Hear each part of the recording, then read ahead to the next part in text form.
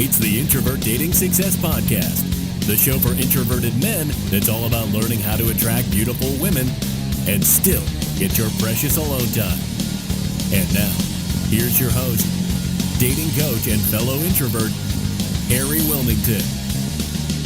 Hey guys, welcome to the Introvert Dating Success Show. I'm your host as always, Harry Wilmington. And today we are interviewing Ryan Black. Ryan Black is a magnetic mentor and a men's transformation coach, and he teaches men how to meet amazing, smart, and sexy girls in everyday situations while being their completely authentic selves. He also teaches men a mixture of science-based psychology principles and practical approach techniques to not only help attract women, but also remove feelings of anxiety as well. Ryan, welcome to the show. Thanks so much for that great introduction. It sounds like I know what I'm doing. So you did a great job there. Well, I went to your site and I checked out some of your articles and also a couple of videos you have. Like, you definitely know what you're talking about. Like, a lot of stuff that I was listening to kind of threw me back to some of my experiences. Like, oh, this gels with me. A lot of this stuff gels with what I went through. So you definitely have the wisdom and knowledge that men need in this subject. I appreciate that. Thanks. No problem. So obviously we're going to get into a lot of stuff today. I definitely want to talk about your experience with the pickup community and what changed for you and how you attract women and how you talk to men about attracting women. But I always like to start out with can you give us like a brief rundown of what your dating experience was like from back in your middle school and high school days up until now? Like what was your journey? Yeah, my dating experience was a mixture between incredibly awkward and non-existent for most of my life. So I often say, like, the difference between a guy who never really needs any of this stuff and a guy who like desperately really needs it can often just be like one experience, like one moment early in life where there's like one parallel reality where one thing happens, another parallel reality where something different happens, and that can make all the difference. And for me, that experience was about 11, 12 years old. I had these you just start to have those sort of feelings which you don't really know what's going on or how to feel them or what to do, where with a girl with the opposite sex. And so I had these kind of feelings. There was this girl I kind of liked, and my only like experience, my only knowledge of anything to do with romance or dating or anything like that was like Disney's Aladdin and like Disney films or whatever. So so one day, like, I'm sitting with this girl that I like, and I start sort of expressing these like ridiculously overblown. I sort of painted this picture of like, oh, we're gonna be like king and queen in like a castle, and I'm gonna ride on a horse, and you're gonna be my fairy princess queen or whatever the fuck. And as I'm sort of trying to do this thing, her face goes from like looking at me like, oh, what's going on, to like quizzical, to then like realizing what I'm trying to express here, and then going to like disgust basically and shock and horror. And she ends up bursting into tears and running out of the room and slamming the door. And wow.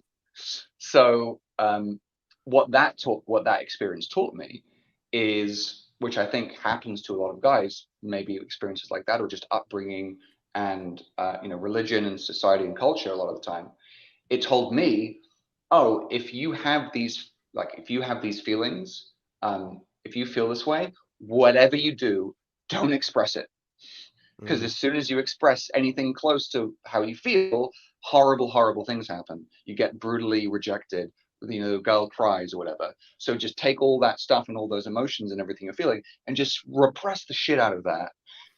Right? Just don't just right down there, and don't tell anybody or say anything, because clearly when you do that, it's horrible, right?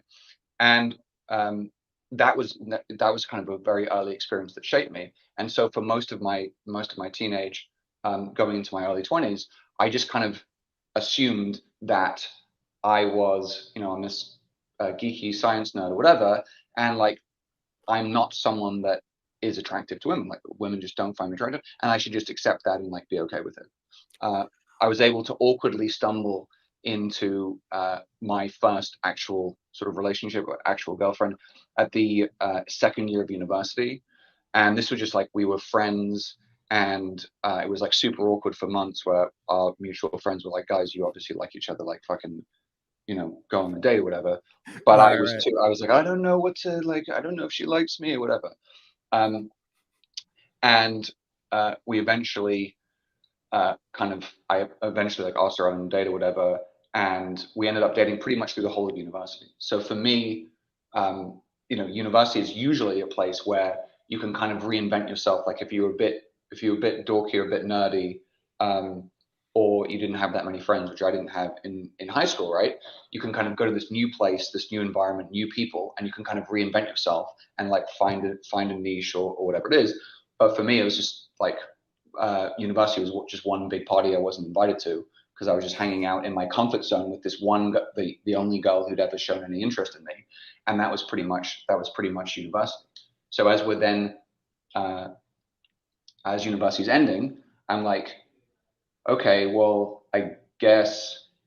Well, I just had this dilemma. I was speaking to my college roommate at the time, and I was like, do I, university's ending and we're going to be graduating and stuff like that. Like, do I just marry the only girl I've ever been with?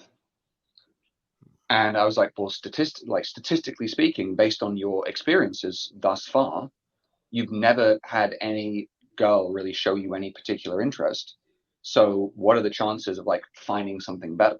It's like you should probably, like scientifically speaking, logically, you should stick to what you've got, and just basically settle for that. But I was like, but am I settling? Could I do better? And so I was going back and forth with this and talking to my friend. And then the next day he was like, I have the thing for you. Um, and he came back to me with this book that looked like a leather bound Bible. And I was like, how is Jesus going to help me with this situation, Andrew? Like, I don't understand what you're talking about. And it was in fact not the Bible. It was a copy of Neil Strauss's recently published uh, bestseller, The Game. The Game. Yes, yes. Set me off on a journey, which I think we'll get into. Right. But yeah, that was kind of my introduction to like the pickup stuff, and yeah, my journey into that. Okay, well, we'll rewind back a bit. You had the experience where the girl ended up like you told her you liked her and she ran away and started crying, stuff like that. So as you were going on, you weren't dating up until university, but when you had crushes on women, like how were you dealing with that? Were you becoming friends with the women? Were you hoping they would tell you that they liked you? Like what was your feeling tone at the time when you would find girls that you liked that you clearly weren't hitting on? What did I do? Honestly, like so my social anxiety. This is another thing I often talk about. Is my social anxiety was so bad. So in university, by the second year, there was a main strip which everybody like walked up and down to in between classes, and it's like everybody would sort of say hi to each other, whatever it is, along this thing. And by the second year, I actually avoided that area and went a longer way around to my classes, because I was so in my head and I was so worried about the following thing. For whatever reason, I'm not really that good at recognizing people. Like if I've only seen you once or twice just by face, like I just won't know. I won't remember if I know you or not. And so I kept doing this thing where I'd see somebody and I'd be like, do I know them? And then they pass me by and be like, oh shit, I just didn't say hi to someone that I met at a party or whatever it was, or I met in a class recently. Or even worse still, the awkward and horrible embarrassment of waving hello to someone and then realizing, oh my God, I don't know that person. I just waved hello to a stranger. To me, these were things that were so embarrassing and so awkward. I would spend the next week just like going it over in my head, being like, you're such a fucking idiot. Oh my God, I can't believe you did that. So it was better for me to just avoid social interaction versus risking doing something stupid and being embarrassed. Now, of course, the people that happened with, it wouldn't probably even give it a second thought or even remember. Right. But for me, I would just fucking obsess over it. So yeah, like I would just stay at the back of the class and do my work or whatever, and I wouldn't really interact with that many people. Like after class or whatever, socially, I might, but my default assumption was women aren't interested in me in that way. So I would have like a few here or there very platonic relationships with not particularly attractive women, who, you know, wouldn't particularly say like, oh yeah, you're like a great catch or something.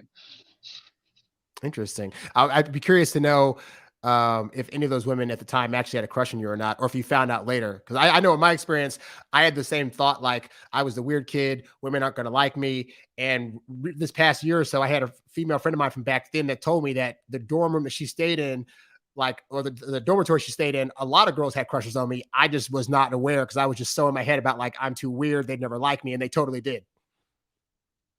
There was actually in my I doubt that's the case for me. There was actually a paper at school, like the school paper. There was a section in it which was like basically like anonymous gossip stuff, where you'd like people would say like anonymously like something, they'd hint at people and say whatever it Okay. was. And I remember there was one thing which was like um one day, which was like the guy who was living in this dorm, like to the guy who's living in this dorm and the girl who's living in that dorm, which was correct for me and my girlfriend where we were living. You were both ugly separately, and you're both ugly together as a couple. Oh my I'm God. pretty sure that was a shout out to us. So yeah, that was, I doubt that was the case, but maybe. And they published it. Wow, that's so wrong, dude, man. Okay. So so we're at the part of the journey now where you learn about Neil Strauss, very famous pickup artist in the pickup artist community. So when you first came across the pickup artist stuff, I guess I was like, what was the most eye-opening thing that you learned that you had maybe never considered, or when you thought back about it, you were like, wait a minute, like they're absolutely right about this. So um, I remember my friend gives me that book, and I get through it in like 2 days. I just like absolutely devour this book. I'm like, oh my God, psychological techniques based on science that I can use to manipulate women into sleeping with me, regardless of how unattractive I am. This is perfect. This is exactly what I need, right? I can use science to overcome my clear physical deficiencies. And so I was like, oh my God, this is amazing. This is amazing. And then like a day or so later, the friend who gave me the book was like, there's actually a party like a couple of doors down from us this weekend. Like, let's go. And I was like, we can use the things in the book at the party. And he's like, yeah, I know. That's why I fucking said it, you idiot. And so we arrive at this party, and we're speaking to this girl, and then she says something about like, oh, are you guys in this frat or whatever? I'm like, we don't like that frat. So then we look at each other because it's like, oh, we can do remember the old, these things are so stupid. The old like body rock thing where like someone said, like the girl says something you don't like. So you make as if you're going to leave, like this. And right. And it like drops him back. So she says the thing. And then me and him both look at each other like, we're going to do the thing. Right. And then we both go as if to leave. And she goes, no, come back. And we go, and I'm like, oh my God, it's working. Like, it was so okay. And so I'm like, oh, okay, that's fucking awesome. And then within about, I would say, half an hour of arriving at this party for the first time in my entire life, I'm like 20, early 20s at this point, like 22 or something. I have like 6 girls all like surrounding me, looking at me, and they're attractive, and they're like looking at me, smiling, like listening to what I have to say. And I was like, holy shit. So I was like, okay, this stuff works. This stuff works. And what I do credit it for now, looking back, what I do credit it for is it definitely like just some basic stuff around like um, you know, do what you can with your appearance, like maximize whatever it is, right? Like up until that point, I was just someone I just lived in this world of abstraction, in this world of just like ideas and theories and concepts and whatever. I was philosophy of science major, right? So it was like literally just talking about theories and abstract ideas and stuff. That was me. So the idea of like, oh, like what, clothes and fashion and stuff, to me it was just like, this is irrelevant. Like even things like people's feelings, which is like, what's the fucking point of these feelings? Like, if it, it makes logical sense or it doesn't, Right. So I do credit the book with just giving me some basic stuff, like, hey, like, go to the fucking gym and, like, get a nice shirt and just like basic things like that. But in terms of anything that's particularly sort of right about that book, I actually would say that the vast majority of the material in something like the Mystery Method is more likely to be damaging to the very type of guy that needs it the most. And what for do you mean by me, that? well, I'll definitely explain that. Okay. For me, it was, I then embarked on 3 years of like going to like bars and nightclubs, like Thursday night, Friday night, Saturday night. So I was in Philly and university for the tail end of university. I was then living in New York for a year. I was then in London. Then in London doing a law degree for a year. So I was in places home to like hundreds of thousands of attractive single women or whatever, and I was going out 2-3 nights a week doing this material. And at the end of those 3 years, I was exactly nowhere. In that time, I'd managed 2 awkward, not particularly fulfilling one-night stands with women no more attractive than the girlfriend that I'd broken up with, who wasn't particularly attractive herself. And the reason what I ascribe that to, because I got the stuff, like, I don't think that I'm actually that stupid. So I understood the material and I was going and I'm giving it my best shot. But the fact is that everything about the Mystery Method and that material, it to me is coming from a set of principles, coming from a set of assumptions that are fundamentally untrue. I think for a guy, an average kind of like a decent kind of guy who's all right, but he just needs like a little push to get into interactions, and then he'll be fine. Sure, it'll give him some training, some stuff to try it, but fundamentally, like, he'll be able to figure it out. But a guy especially who's particularly introverted, a guy who is not really comfortable sort of being present and uncomfortable with uncertainty, a guy who has any kind of anxieties or gets in his head a bit, Mystery Method to me only makes that type of guy, which was me, worse, for the following reasons. Number one, we have to remember Mystery Method was developed by a bunch of guys going out in nightclubs in LA in the 90s. Now, I'm not saying that the girls in nightclubs in LA in the 90s aren't women, but I would say that, and I'm not a biologist, so I don't know even what a woman is at this point. But what I would say is, I would not necessarily generalize from the behaviors of those particular women in that particular situation at that particular time, right? A woman in a high-end nightclub in the 90s in LA, I would not extrapolate from her behavior to all women. Because one of the core things in Mystery Method is this idea of value, right? You have to demonstrate high value. You have to go in there and you have to demonstrate that you're connected, all these people, and the manager, and you're high-fiving everybody, and you have all this stuff, right? And the whole positioning and peacocking thing. Yeah, and it's like, well, yeah, the women in a nightclub in a high-end nightclub in like Hollywood, yeah, they care a lot about what your value is, because they're there to meet a guy that could possibly help them get a fucking break in their like television or film career. True. But that's not all women. And what it does is it extrapolates out to like all women obsessively care so much about your value. And so what it did to me is, now I'm walking in somewhere and I'm like, oh shit, is my value, am I displaying low value? And oh shit, oh, I'm standing here by myself, oh, I need to talk to someone, oh shit, like, and it tells you, you need to be looking out for IOIs, right? For indicators of interest. Is she playing with her hair? Is she just being nice to me, or does she actually like me?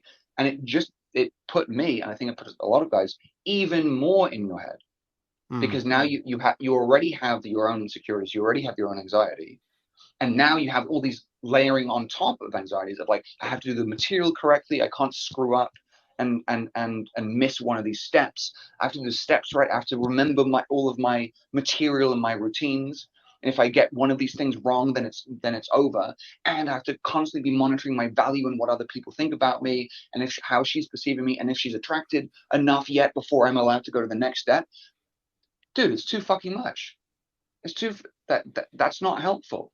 That's not helpful at all. What I would say is some of the stuff in Mystery Method for navigating certain very specific VIP environments as a very advanced person, maybe. But for the average guy that just wants to meet have a cute girlfriend and like be able to meet more women and go on a few more dates, it's utterly unhelpful. In fact, it's more damaging in my experience, and with a lot of the guys who, again, I've spent a lot of time coaching guys who have come from a background, looked at some pickup stuff, tried some things out, and it hasn't worked for them. And I end up doing a bunch of stuff to deprogram them from some of these negative beliefs. And as well, the entire system and method is based on this this sort of viewpoint, which I think is incredibly damaging, which comes from books like Robert Greene, right? Wrote the 48 Laws of Power. He wrote Seduction, The Art of Seduction, and a few other things, right? So he's looking at works like Machiavelli's The Prince. He's looking at Sun Tzu's Art of War, right? And it's saying like, oh, you shouldn't reveal everything. Like, you shouldn't reveal your true intent to the enemy, right? And all this stuff. Well, right. And then even in the language of the book, Mystery Method itself, right? The object of your affection is termed the target, and her friend is the obstacle who you have to disarm. That language is literally military language. That's how you speak about an enemy. So, like, the entire basis, the sort of the core kind of unstated assumptions is what seduction is being viewed as is a way to manipulate and deceive the girl into doing something that by default you're assuming she doesn't actually want to do, and you're having to deceive and manipulate her into doing something by hiding your true intent. To me, that sounds pretty fucking rapey. at the least. Yeah. What's also I found interesting with the pickup stuff, like especially from a guy coming from like, you have no skills on how to approach women and talk to women. Like, they're called pickup artists for a reason, in terms of they teach you stuff to be able to actually pick up women.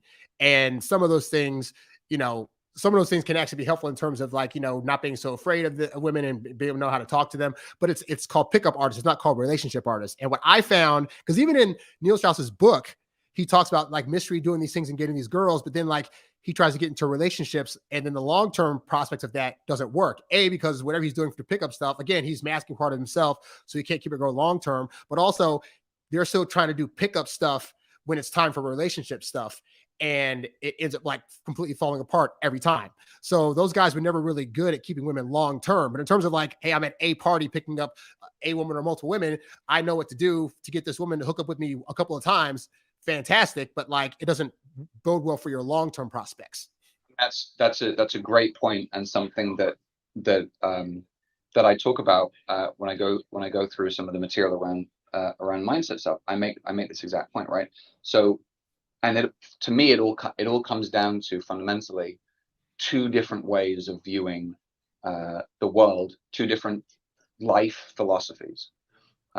One, which is the very, very common in society for numerous reasons, is the outside-in philosophy.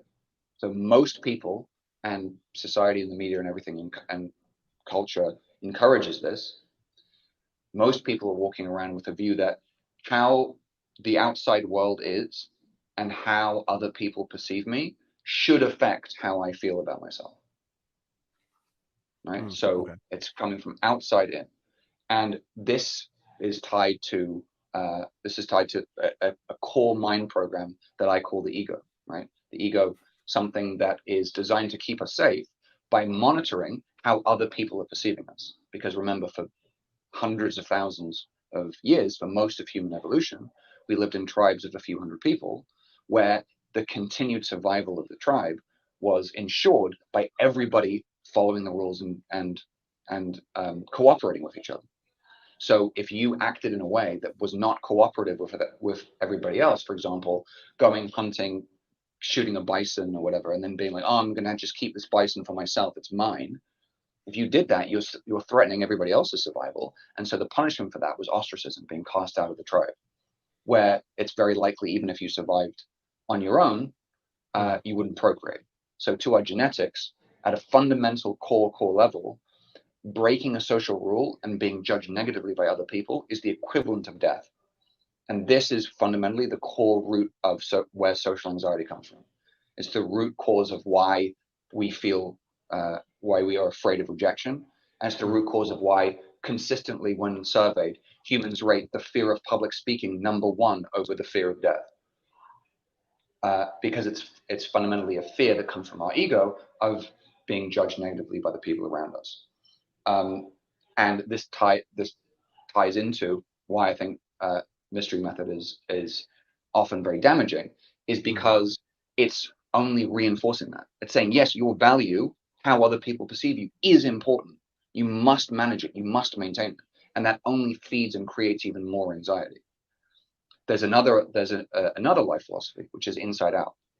Okay. And my shift, what actually got me the results, was working with someone who was coming from that philosophy. And it's funny because, again, Eric von Markovik Mystery, before he was the world's greatest pickup artist, according to him, he was a magician. Yes, And what he was. What does a magician do? A magician plays a trick on you to deceive you into thinking that something is happening when it isn't. So his entire philosophy of life is, I'm going to show how cool I am by playing this trick on you, and then people will like me. Right? It's going from the thing of what my job is to manipulate other people's perceptions of me to see me a certain way, so that they will give me the validation and acceptance and approval that I never got from my father. So I was very blessed to be able to meet and work with a guy who, before he was teaching this stuff, was a comedian. And to me, where does comedy come from, right? When you stand up on stage and you start, the audience is judging me. They're already looking at me, and they're already having a view of what I'm like. So if you stand up on stage as a comedian and trying to display higher value, try to be cool, try to be like, oh, look how smart I am, look how cool I am, the audience will fucking destroy you. Yep. Right? What you have to do is acknowledge where they're coming from and be able to have such a sense of self-acceptance and self-ownership that you can actually make a joke like, oh, I didn't realize Chris Martin and Ed Sheeran had a love child.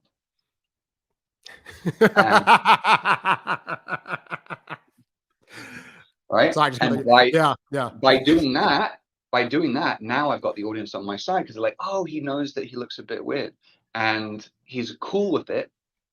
Oh, okay. Because what people fundamentally, and this is one of the biggest things around attraction and everything, it's just being comfortable with yourself.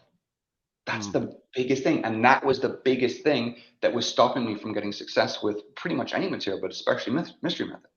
Because mystery method is telling you, for every time that you're doing a routine, a scripted, like something else that some other guy wrote, some other guy who's cool, some other guy who's alpha, some other guy who's a ladies' man, he wrote this thing, and you say this thing and then it'll work.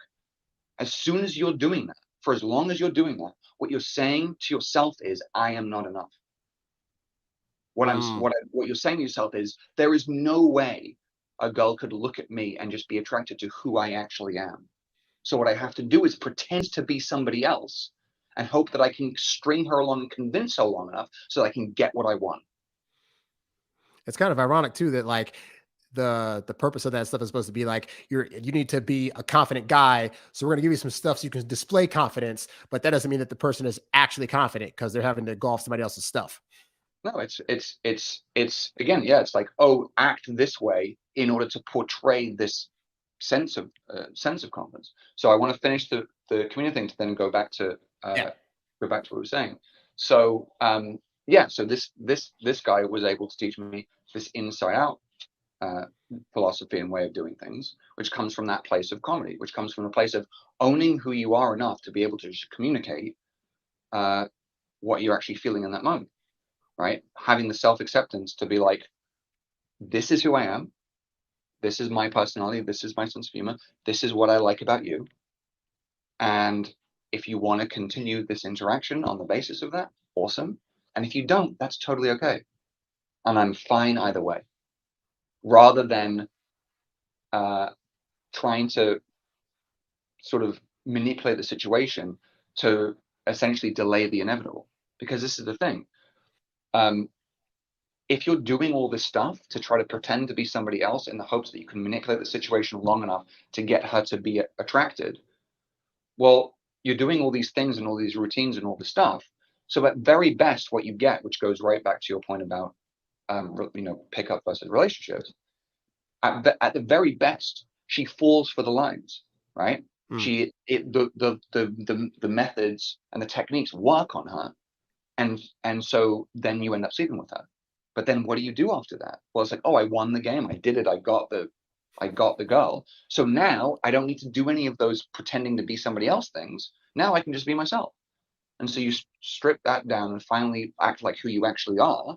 And she goes, who the fuck is this other guy? This is Right. really weird and creepy. Fuck this. And she leaves. And then as guys, we go, oh shit, man. As soon as I revealed who I actually am, she ran away. I guess who I really am must be even worse than I thought. So now it's time to go back out and get even more techniques and more material to plaster to shield myself and hide who I really am even more. And the answer is like, what about you just start from not feeling that you need to do all this shit to pretend to be somebody else? Right. What about being able to just connect with her based on who you actually are? Because then if she does like that, there is no, what do I say next? Well, just keep doing what you were already doing, which is just saying whatever you actually feel in the moment and being you. Because what she liked was you. And now, like going from, first date to second date to, sleeping together to being in a relationship is the easiest transition in the world. And that's like, to like like from the very, first beginning, as I was getting into all this, once I started having the tools and being able to connect authentically based on who I actually am with women, and their faces started lighting up and they started going on all these dates, Yeah. it was very easy for me to have 3, 4, 5 girlfriends, like actual relationships at the same time. Women wanted to be with me in a relationship. It wasn't because I was doing some game good. It was because it was because I was willing to express who I actually am, and they liked that. And so it was very, very easy for me. And that's why when I look at guys who are like pickup artists or whatever, if they're not having like long-term relationships at all, then that tells me everything I need to know about their stuff, right? It cannot possibly be that was one of two things. Either number one, their stuff is effective at like getting this short-term result, but it's not authentic, right? Because otherwise they would be in this relation. Yeah. Or what they're doing is essentially a defense mechanism of being like, look how many girls I can get or whatever it is. And then they say, I hear this all the time from guys who are like, oh yeah, I just get bored, I just get bored. Like, yeah, like women are so, girl gets needy, whatever, and then just next, whatever. And it's like, no, bro, you're protecting yourself and your ego from actually being with somebody long enough so that you reveal who you actually are, because you're afraid that she might see who you actually are and reject that. Mm. And that's what's really fucking going on. And they're feeling that probably from like the get go, which is why they're doing this stuff in the first place. Cause they're like, who I am is not going to be good enough for this person. And then on top of it gets exponentially worse because you're doing the pickup stuff, you get a girl, and then you reveal yourself, she dumps you, and you just start thinking, oh my God, who I am really, like I said, is really, really horrible. So you just consistently just think you got to learn more stuff versus just, but you keep telling yourself that by revealing yourself, you end up not getting the woman. But it's because you're doing the pickup stuff in the first place. So it's like you get that result. But like for you, once you learn that from the comedian guy, was the transition of that thought process for you hard? Like going from like, wait, so I can like be my true self and women will stick around. Like, what was that transition like for you in terms of like thought wise? It was it was almost instantaneous and effortless, and Really? it was at a deep subconscious level. I arrived on the to work with him on the first day, still the guy who cared deeply about what other people thought of me. Like I was the same guy that would look at this, of the world and at people milling around somewhere as a sea of potential landmines to like fuck up on and create some kind of awkward, embarrassing experience. Um, and I arrived like, yeah, just racked with a lot of anxiety around being rejected, about having people see. And that's a huge one I hear a lot. It's really interesting. Is guys arrive and they're like they're like the worst fear is having a girl be like no thanks, and having other people around that see, right? Mm, Because again, it's this deep fear of of your community of people around you right. um, judging you negatively. And uh, within and out, so like if you know, like Simple Pickup sort of uh, created their whole channel and then created a lot of other channels of these things like social experiments and doing kind of like little weird jokes and random things like with people, right? So Mm. some of it will do like picking up girls but only with like lines from Drake songs or something, right? And then a lot of other channels kind of picked up on that and kind of did similar things. So this was the guy that invented that. So Oh wow. before any of those channels, before Simple Pickup, it was actually the guy that inspired Simple Pickup to do the stuff that they did. And this is I co-developed a lot of these techniques, but it's little social experiments, little experiences where in that moment, by interacting with somebody in a real life situation, you number one prove that it doesn't matter if somebody judges you negatively. Nothing, all these terrible consequences, your ego's going, you're going to die. And when you don't die, you start proving that I don't need this ego to protect me because nothing bad happens. On top of that, each experience is also enjoyable, right? It's fun. It's a silly little joke. It's a game. And what that does is we're removing the negative anchor, right? So there's a negative emotion currently attached to somebody being like, oh, you're weird. I don't like you. I don't, whatever it is. I don't want to speak to you. I'm rejecting you. So Yeah. we're removing that anchor and we're actually adding a positive anchor because we now have a positive emotion to the experience of being judged, if not even rejected by somebody else. And once you can enjoy the process of interacting with a person, whether or not they like you or whether or not they're rejecting you, well, Mhm. now you've removed it from a zero-sum game to win-win. Either this goes awesome or it'll be fucking funny. That's it. And so once that's your mindset, then you're just going to interact with people all day, every day. You're just going to go up and start conversations all the time because there's no downside. Nothing bad can happen. And And the analogy I like is that those guys would set up on the street the ball and cup game, yes. right? And if you guess the thing right, then you win. So if you were walking down and you saw the guy doing the thing, and he was like, "Oh, if you guess it, like come play. If you guess it, you'll win $20." Your very next question would be, "How much does it cost to play?" What if you went, "Oh, it's free to play"? Mm. Well, you just sit there and play the fucking game all day because you can only win. Right. That's literally what social interaction is. That's literally what approaching is. It's just that we are being held back by a lie that if we get rejected or somebody doesn't want to talk to us, that somehow something bad will happen. And it's not true. It's just not true. And to be fair too, like, there are guys that they'll, if they've had, most times for most guys, it only takes like one bad experience where, like, I know, for example, my early childhood, like I was 5 years old when the first girl I ever liked found out that I liked her. And I was on a school bus going to school one day, and I go to say hi to her, and in front of the entire bus, she's like, "I know you have a crush on me. I know you have a crush." And so I'm like, but so that one experience made me have this anxiety for a long time about, like, oh my God, if I approach a girl at all, it's going to be like the worst thing ever. So for guys that have had those kind of experiences, it can be very hard to like get past the idea like that happened when you were younger. You're like an adult now. That result's not going to happen, but you're still responding as if you were a younger person, and that can take guys a minute to get by. So it's like, how does a guy that maybe has had that experience like bypass that to be able to actually start approaching getting results and interacting with women without at the same time applying all the pressure that would make her like head for the hills? Yeah, and that's it. That's exactly. And to me, the answer. That's the thing. To me, I like Tony Robbins, who said this before. Don't believe that a transformational shift needs to happen slowly or be hard. Because my experience, as I mentioned, was I arrived being held back by exactly that kind of same childhood experience that I shared with you. I arrived being held back by all of these limiting beliefs and all of these anxieties and all of these things.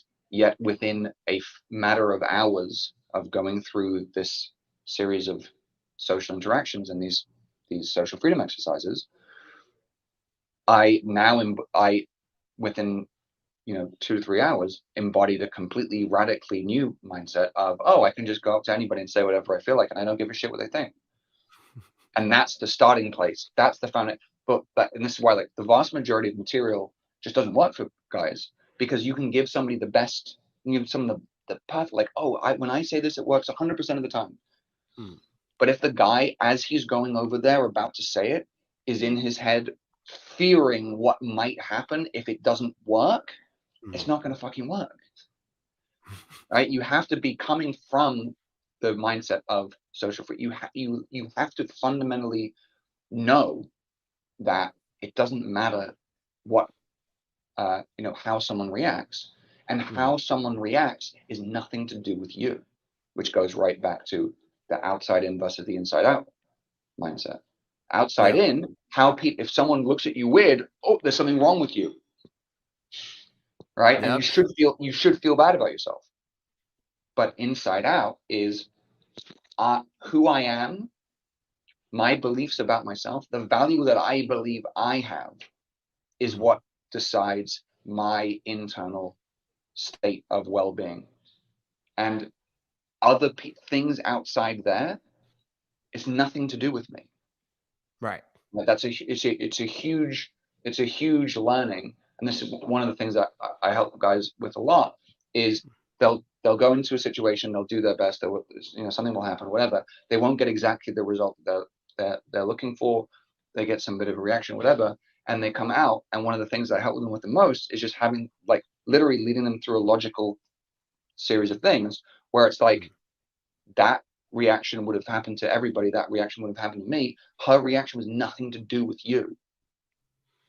Right? It was nothing to do with you. And that's it. Like, that's the big, because again, like, this is something that's very common that a lot of people say, right?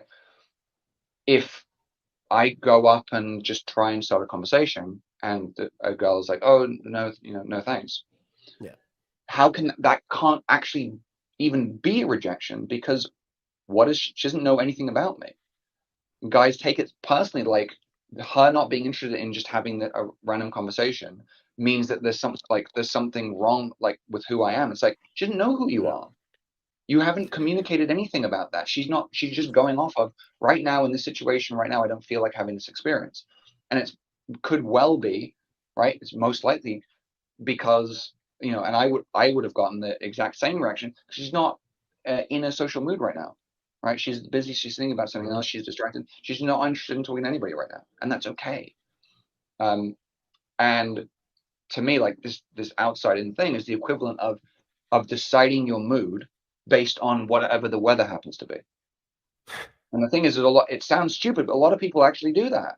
Yeah, A lot of true. people are, oh, it's shitty outside. Oh, now I'm going to feel shitty. It's like, you don't have, like, the weather's going to be whatever it is outside.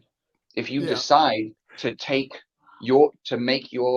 set your internal well-being based on whatever it happens, whatever happens to be outside, you're in for a very topsy-turvy, up and down, like, unhappy life along that. Especially if you live in the UK, mate, you're going to fucking commit suicide. Like,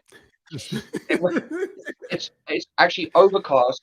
It's on average, it's overcast 2/3 of the year in the UK on average. Oh yeah, I've been in So, London like, before. Yeah. you're gonna decide on that, or how about be like, well, I believe here are all my accomplishments, here are all the things I'm awesome at, here are all the things I've overcome, here are all the skills I have, here's all my core values that I like believe in, and I'm deciding that to feel fucking awesome about myself based on those things that nobody else can take away from me.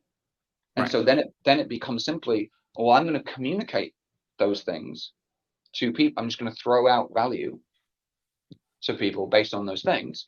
And if they resonate with that and also find that valuable, then awesome, really cool. And if they don't, then that's totally okay. It's not a reflection of me. It's that they don't find what I find valuable as well. And so a great exercise that I give guys to prove that mindset in action is just going around giving candy to strangers. Candy. Literally just taking, like, in the UK we have like Quality Street, which is like individually wrapped, right? It makes less sense if it's like the melting on your hand and you're giving out, but like individually wrapped little things, and just going around just having fun, just giving it out to people using different reasons, just having fun with it. And again, it's like I'm giving out something that I think is valuable, right? Like, people would pay money for this, so it has some value to it. I'm giving it out, right? You give it out to people, and some people are like, oh, cool, great, thanks very much. I feel good. I've given them value. They thought it was valuable. They've received it. They're better off now than they were before I met them. So it's win-win. Everybody feels good.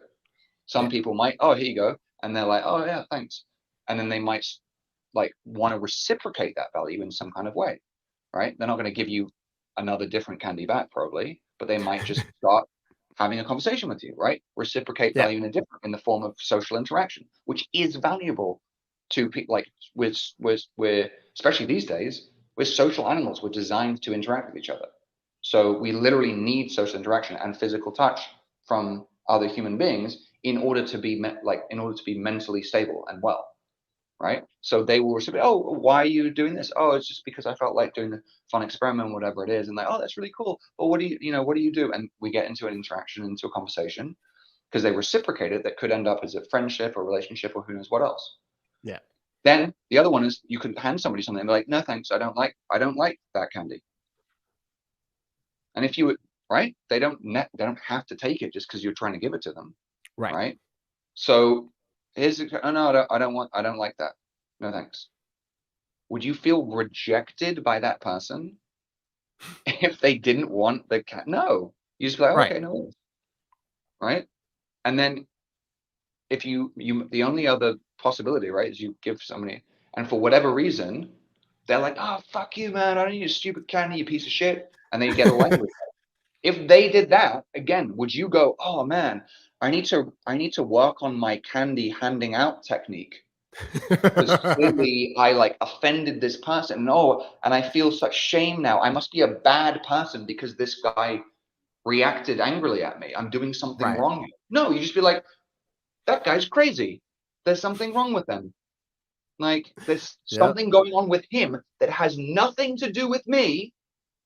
That means that he's reacting angrily to this. Yeah. Because for all we know, maybe as a kid, he got like lured into a stranger's van with some candy, and he just got really traumatized by it. You don't know that going to see him. You're just like, why is this 30-year-old man or woman like yelling the crap out of me? It's like, you have no idea, but it's like, that's about them. That's not about you. About them. And so that exercise is a super fun one that really proves the mindset of, as long as I recognize my value, when I go up to somebody and start a conversation with them, especially if you do it the right way, and I go into the structures for that, I know that I am at least attempting to give that other person value, because like the core belief of mine is, it's actually a fucking awesome like meeting me is a fucking great opportunity. Like meeting me is great. You're gonna learn a bunch of cool stuff. You're gonna have some fun. You're gonna laugh. Like meeting me is awesome. So when I go up to someone and start a conversation, I'm at least offering them value. Now, how they react to that, whether they appreciate the value, whether they reciprocate it, whether they're not interested, or whether they react in some kind of negative way, all of that is 100% them. It's nothing to do with me. How they react is nothing to do with me. I don't second guess myself, because I know that I'm coming from a place of attempting to give value first. Right. And to me, that's that's an inside out way of dealing with the world.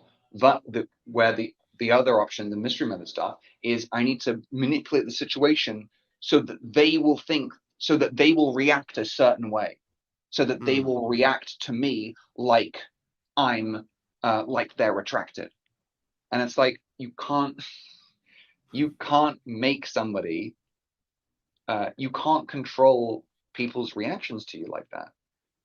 There will always be, even if you manipulate everything perfectly, you have all these techniques, right, to get people to react a certain way to you, right? There will be at least one person in 100, or one person in 1,000, who, before you can even go over and start your technique stuff, will just take one look at you and just be like, fuck off, you ginger cunt.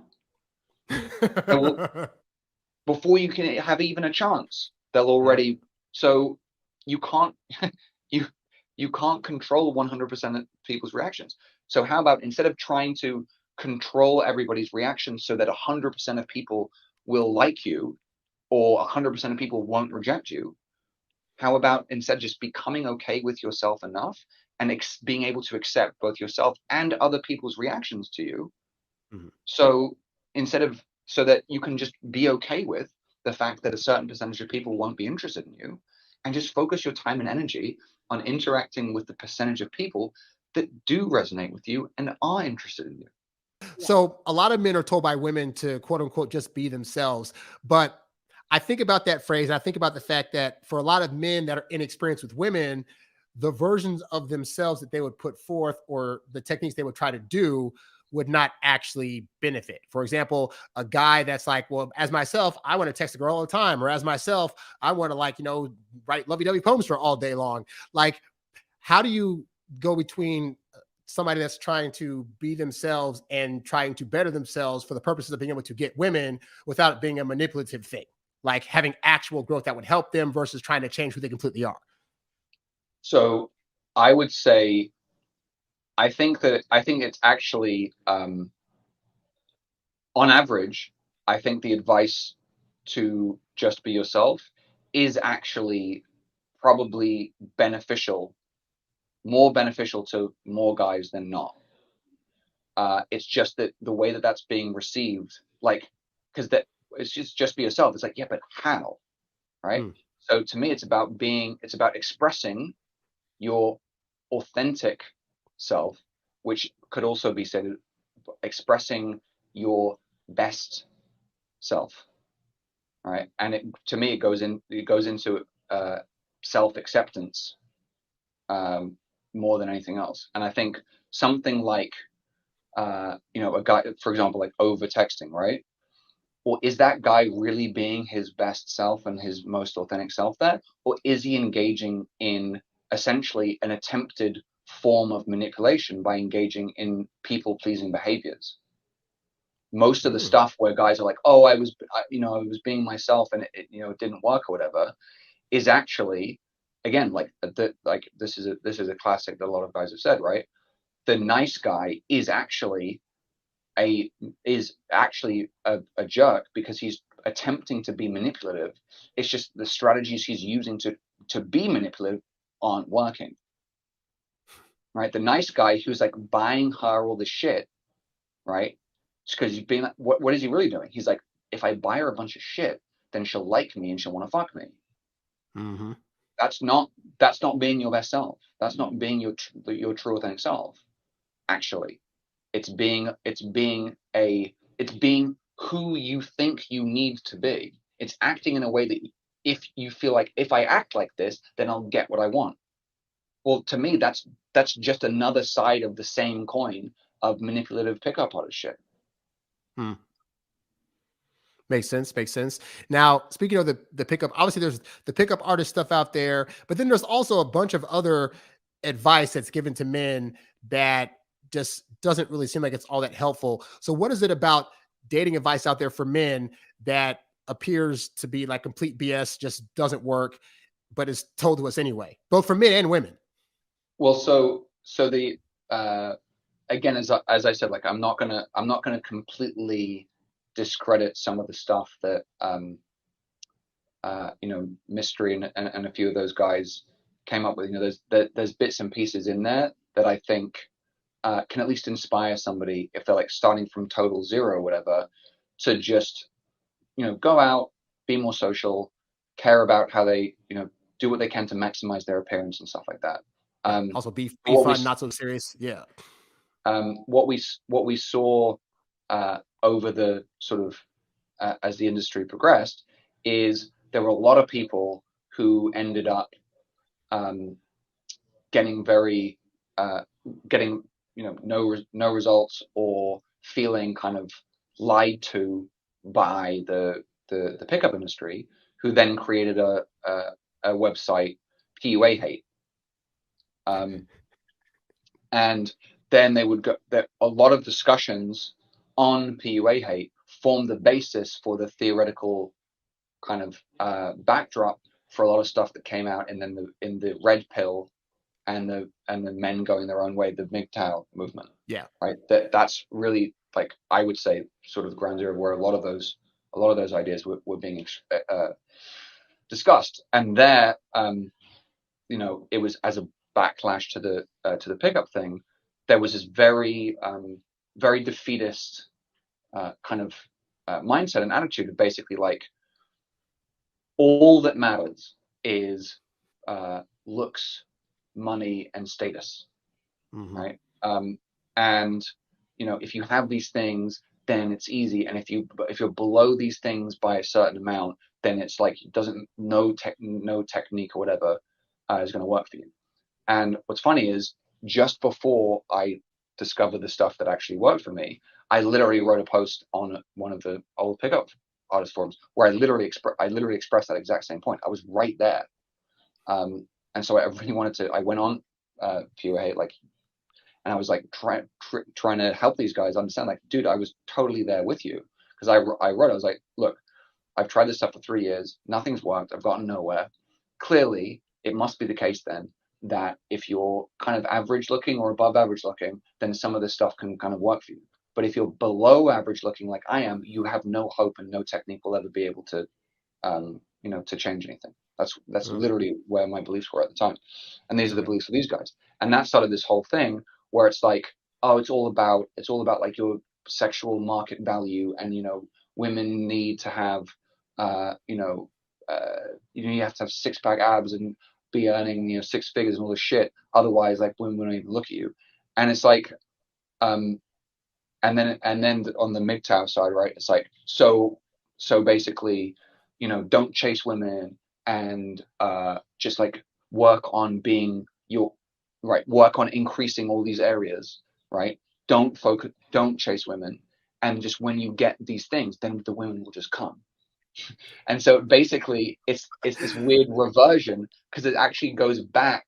It's literally going back right backwards to even before sort of pickup stuff became mainstream, of like Yeah. this Hollywood thing where it's like the right person will just show up, and it's like, good fucking luck with that. Like, and to me, it's like these these things. So yeah, of course, like, again, look as good as you can, right?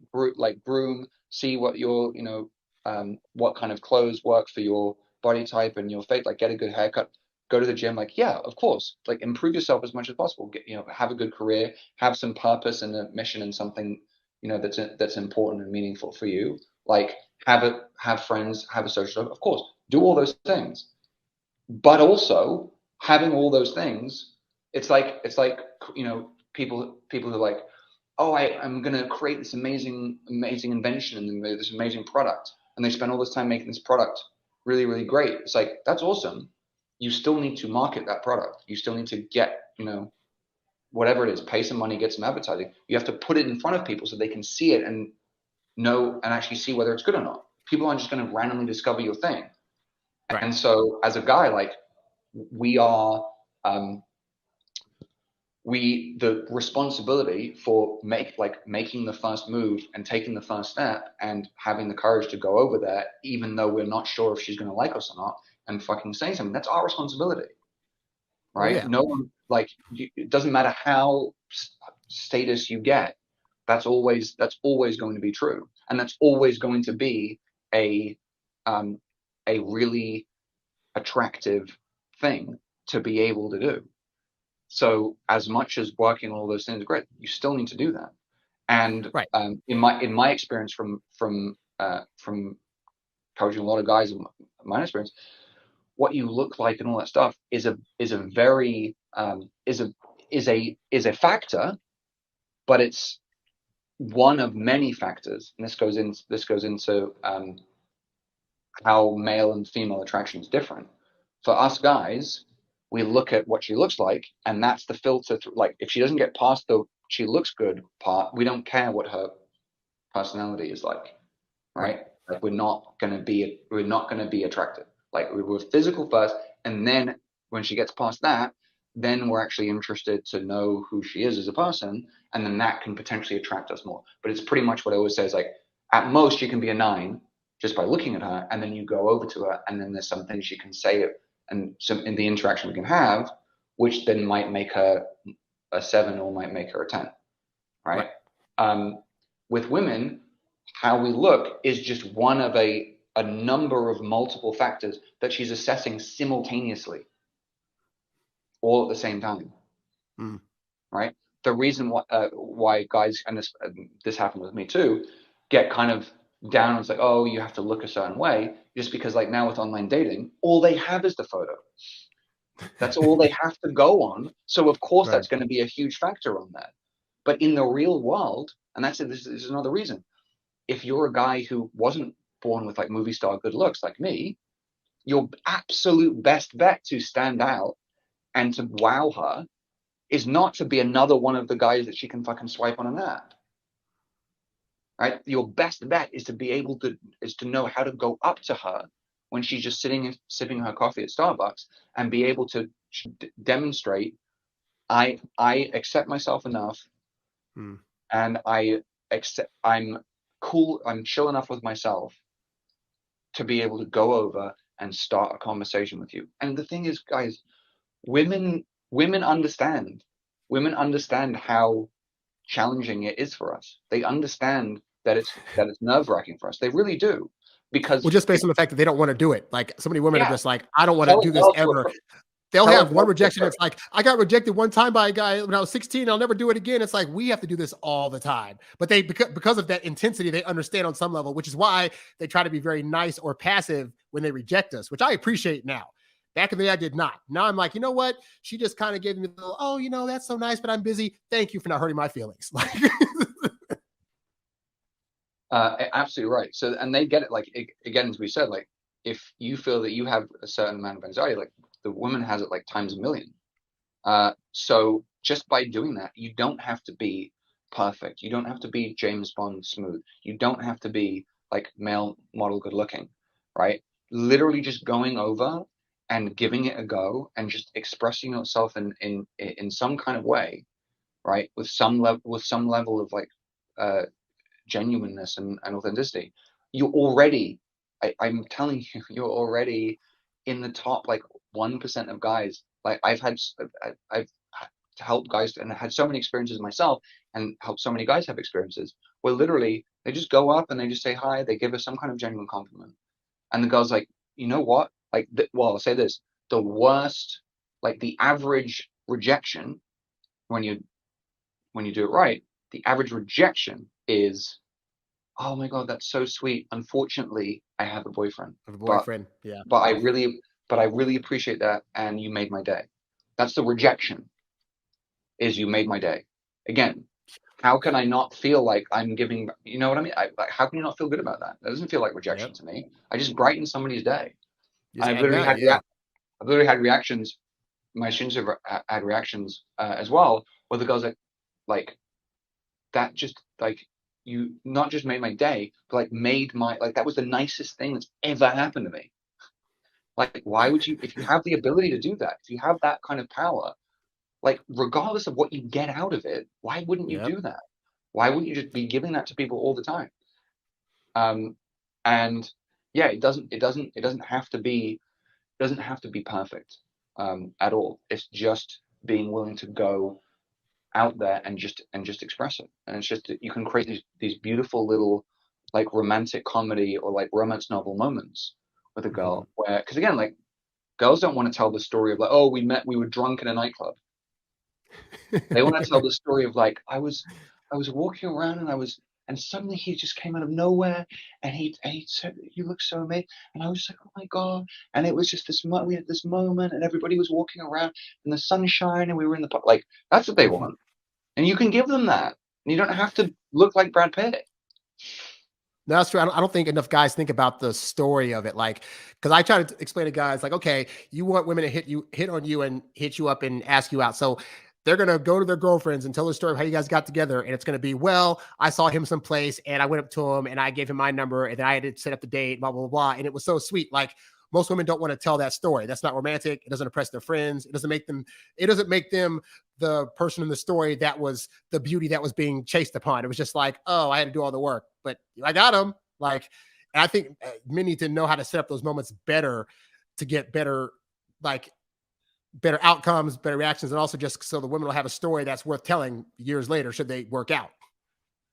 Yeah, and it's very often the case that the girls that I date, they love being asked the story of how we met because they get to tell this thing that's like out of like a Hugh Grant movie. And again, it doesn't require, yeah, there's a structure to it, but it doesn't require that much. And you can create like, it's all within our ability. Like it doesn't matter what you look like, whatever it is. We all have that. We have an ability to create that moment. Like why not? Why not do that? And it's just literally most guys are not doing that because they're so afraid of that maybe she says no. And it's Mhm. like, and so then they're resorting back to, they're going on, they're like, oh, online, there's no feeling of rejection. So great. But then you're giving up all of your power as a guy, right? Then you're placing yourself, you're commoditizing yourself on this platform where she just has all these guys to choose from. And you're like, how do you separate yourself? To me, it's like amazing. I know wherever I am in the world, or whatever my situation. And this is great. Like arriving in, I arrive into a relationship and I'm in a relationship where the relationship's amazing. Like it's fantastic. And I want it to last forever and go well. And also I know that if for any reason it doesn't work out and we break up, I can go outside that same day and be creating a level of abundance where in a few weeks I'll be going on dates and dating like 3, 4, 5 different women, just as attractive, just as smart, just as amazing, just as into me, with just a greater sense of humor. I can do that the next day. That's a to me that's a superpower that takes complete. I mean, you have then have complete control over, I would say, the most impactful and important area of your life. Right? Yes, like being able to make money is important too. Yeah. But there was a, I think it was the Harvard longitudinal study, followed men for like decades and decades and decades, basically their whole life. Um, and what the survey found was the number one most significant factor that influenced a person's long-term happiness over the course of their life was the quality of their relationships. right? So Yeah. having complete control over that area and never feeling at effect, because that's the thing. I feel like the vast majority of guys, unfortunately, and this is what I did all the way through university, they enter into and stay in a relationship out of scarcity, out of a sense of fear of loss, and they end up putting up with behaviors from the woman that, Mm. if they actually realized the level of the abundance that they could create, they would never put up with. And then they leave that relationship feeling often, and a lot of the red pill and MGTOW guys, they come out of a relationship where these like terrible things happen. I'm not saying they're guys like losing their kids and all this stuff, like that happens and it's terrible. Yeah. And the fact is they put themselves in the situation to be taken advantage of and to be used and to feel like that, because they continue in a relationship that's not good for them out of a place of scarcity where they're like, I guess this is probably the best I can get. Mm-hmm. And so to have a feeling of like the total certainty, I can go out and find someone just as fucking hot as you, stops the girl from being like, stops the girl from being able to act in that way. And if she does Right. continue to act in that way, and you're basically, guys are unwilling to actually assert a boundary, right? Especially Which is, my yeah, which situation, is tough if you think, if you have a scarcity mindset where it's like, or you haven't had a lot of proof that you can get more than one woman, that you become that guy that's just like, well, I guess I'll either settle or I'll continue to take this behavior because I don't know who else I can get and she seems okay. But if you have that feeling that like, hey, I actually know how to talk to people, I know what value I have, then if those things arise with your partner where they are, acting toxic or they're not being willing to budge in certain areas, you can say, well, this isn't for me. And that's a great feeling to have, knowing that you can do that and be with somebody the next day, the next week, the next month. You can choose if you want to take time off from dating and then go back to when you want to, because you know that they'll always be there. More women will be there to get. Like, that's a great feeling to be able to have as a guy. And that's actually super cool. So one of my great, amazing, successful students, Matt. I was talking with him recently. We did like an interview years after he did my program, and after working with me, he came from the sort of settling for what he could get before we worked together, and then within, like I said, like a few weeks after doing the program with me, he was already dating like two or three different girls, and he went for five different girlfriends at the same time, because he heard my story of like, I was dating five different girls and that was the max. I maxed out. He's like, I have to do the same as Ryan, to beat Ryan at his own game. And he was like, it's too much. But one of the things he was saying was like, now he's just like, I reached a point where like getting into a relationship or dating, whatever, it's not something I worry about. It's not a concern of mine. And so what that does is it just takes this pressure off this area that often like will consume us a lot and sap a lot of our energy and have us doubting ourselves and feeling not confident about ourselves. It's just like, Mhm. it's not an area I need to worry about. So now it's like, now I'm focusing on other areas and I'm focusing on my business and some other things. And it's like, right now I'm just taking a break from dating, and that's cool, but I'm totally fine with it. When you're deciding to choose that, I think everybody in terms of their relationship should do the following thing. They should at least experiment with doing some form of ethical non-monogamy. I think it's very, very valuable for being able to deal with feelings of jealousy and insecurity.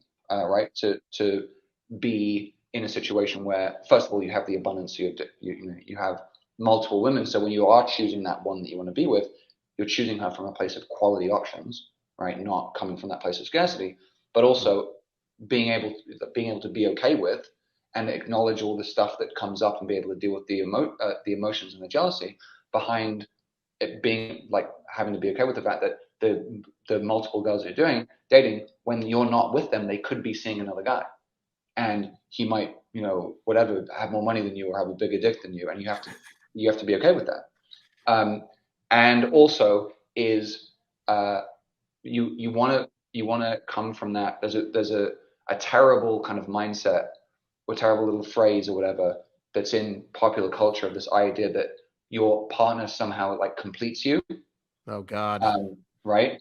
And so I think it's really, really important to recognize that you're coming from a place of like, I'm okay being alone. Like, I don't need anybody else to feel like complete or okay with it. Like, I'm complete, I'm enough, I'm amazing. like on my own, and this person that I choose to be with or whatever, they're just adding a little bit of extra into something that's already whole. And a good way of doing that is making sure that you are okay actually being, being alone for a bit. Right. Very true. So now on your website, you mentioned that you use science-based psychological principles to attract women. And so I want to get your opinion on how is this the way that you, which I want to get into some of the stuff you're talking about, but I want to know like how you view that different from pickup artists who would argue that they are also using psychological principles in their attraction techniques.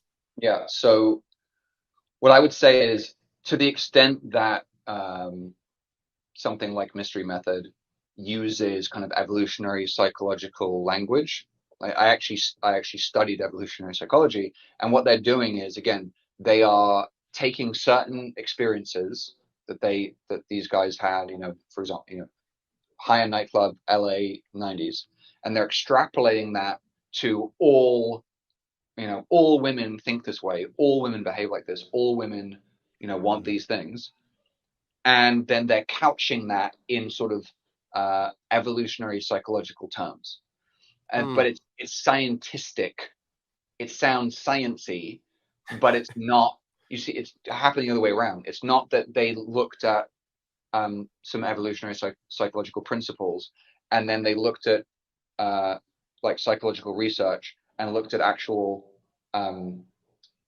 psychological experiments, and then from that said, oh, it seems like women on average act this way, right? That would be science. But what they're doing is they're taking their specific experiences, abstracting and generalizing to like, oh, all women, I guess, act like this. And then they're finding evolutionary psychology and some fancy words or whatever to then back up the thing that they've already generalized to and already assumed is the case. So it's like Which the is cart just before the horse. basically just cherry picking. Yeah. And yeah, there are some kind of evolutionary psychological principles that are true for women. Actually, one of the big ones that comes up a lot is in the kind of red pill community is this thing of hypergamy, right? Yes. So this gets talked about all the time, and again, it's such a fucking damaging mindset. I try to tell guys in here, like in my experience, like I've been the guy who has, on average, dated women who made more money than me and had no problem with it. So my viewpoint of that is like it might be a thing for like 10, maybe 15%, but like that has not been my experience. So I cannot vouch for that. So yeah, and again, so in case just to define it, so what guys do is they say, oh, women are hypergamous, which means that they they're only with you and only in love with you to the extent of what you can provide them. And as soon as a woman who says that she loves you and is, with you or whatever, as soon as she has an opportunity to be with a guy who has more money or more status or more power or is like more attractive or whatever it is, or has a bigger dick, she will immediately and without any remorse or any negative emotion immediately jump to that guy and just leave you.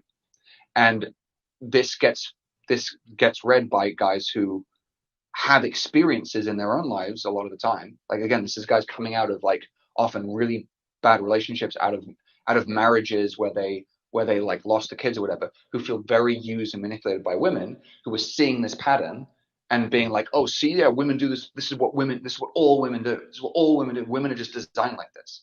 And it's like, yeah, that happened to you guys, and it does happen, but that doesn't mean it's a universal principle that all women do, because just like your experience, my experience is like constantly. So the girlfriend who I've been with for the last 2 years is a Hollywood actress, like international supermodel, fucking Ivy League educated. She's like everything. She's super fucking hot, incredibly intelligent, incredibly smart, and she can count as exes like guys who are in like major like Marvel movie level like multi-million-dollar earning Hollywood actors. Her like the exes like that hit her up, bit like wanting to get back with her, she's in bed with me. I don't even own a car. If hypergamy is true, as soon as she had that option to get back with the Hollywood movie star who's a multimillionaire or whatever, she would do that. And she'd just leave me in a second. But apparently there's more to it than just your state. And that's the thing. Once you say, as long as you say, oh, it's my status, my looks, once you say these are the only things that matter, then what you're doing is, as when you arrive in an interaction, this is all the things that you feel that you have value around. So you will automatically go in and be like, well, I have to prove these things to you. Oh, look how much money I have. Look how much status I have. Look how cool I am. Look how many people I know. Look at my value in terms of these things. And guess what? So what you'll do is you'll attract the type of woman for whom those things are important. Yep. And oh my God, the girl who I met by fucking flashing my Lamborghini keys at her fucking left me for the guy with a Ferrari. No shit.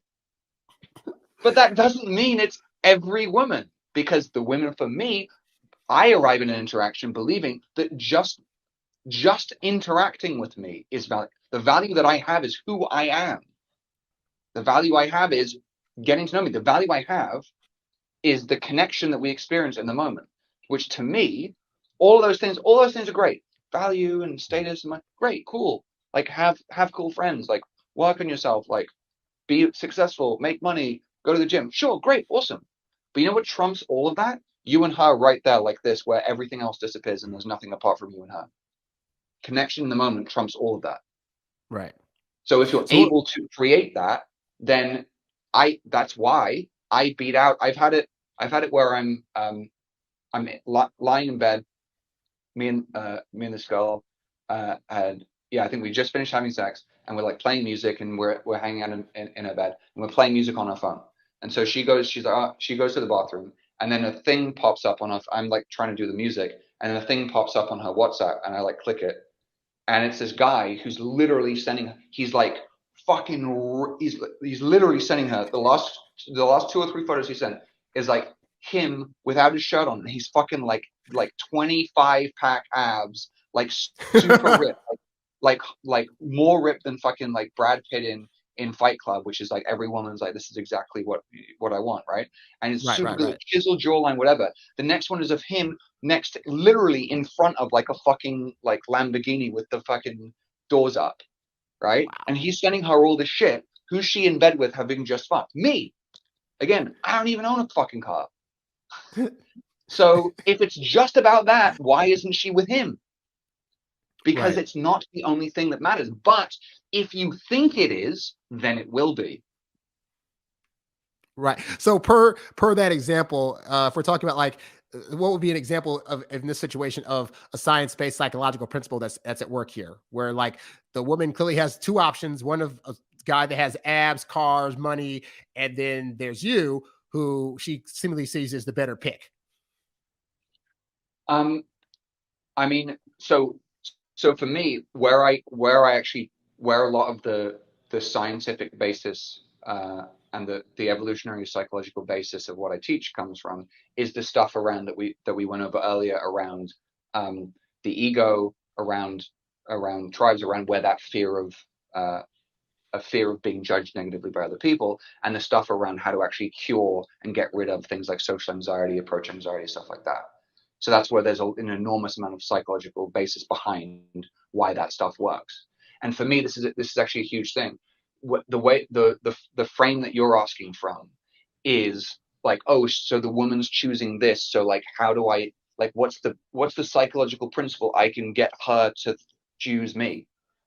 The place that I'm coming from is, instead of trying to figure out how I can modify what I do or say in order to get that particular girl to like want to choose me, I focus almost everything, most of the material, most of the stuff I do is all around self-expression. Like, how do I go operate in the world and express myself? Because the thing is again, her reaction, whether she chooses me, whatever it is, that's 100% her. I don't have control over that. What I have control over is what I do with my body, like what I say, like what I think, what I like, how I move, what I do with my body, and what I say. That's what I have control over. And how other people react to that is up to them.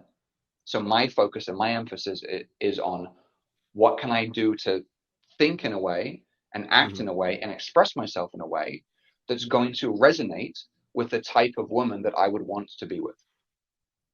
Okay. So then And how do you then teach guys, if you're going by the principle of you try to focus on how you can bring value and what you can do about yourself, then how do you then apply that to people that have social anxiety or have a problem trying to approach women and being on their head about what should I say, what should I do, versus just kind of being more in tune with who they are? Like, how do you teach that to somebody?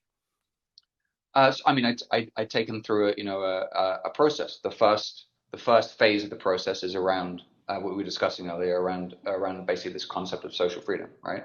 So it's getting to that place of self-acceptance, of self-ownership, and then doing a series of experiences that get them to recognize that there is no wrong thing to say, right? Very, very common thing is a guy's coming in and he's like, well, what do I say? And what's the right thing to say? And what, from the moment that they say hi all the way through, like, oh, when's the right time to like kiss, whatever it is.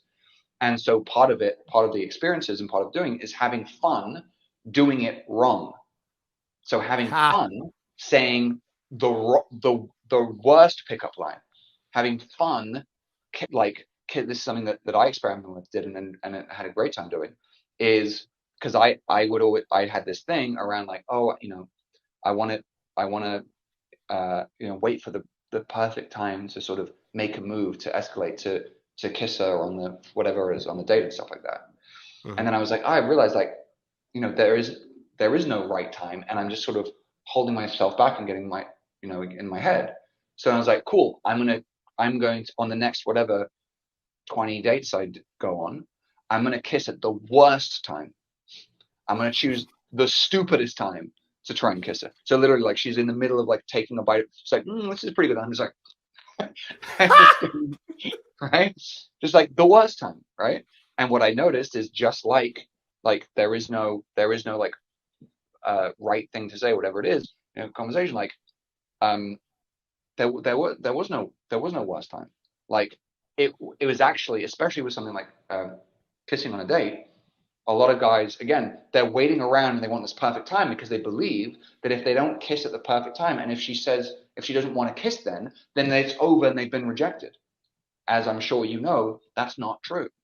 The first kiss attempt is only the first in a series that at some point will lead to eventually either her being like, no, I'm definitely not interested in you, or eventually having her being like, oh, okay, right? And all a sort of turn the cheek away or whatever it is, or a no, is signaling, usually, especially if she's on a date with you, is I'm not ready yet. I'm not ready right now.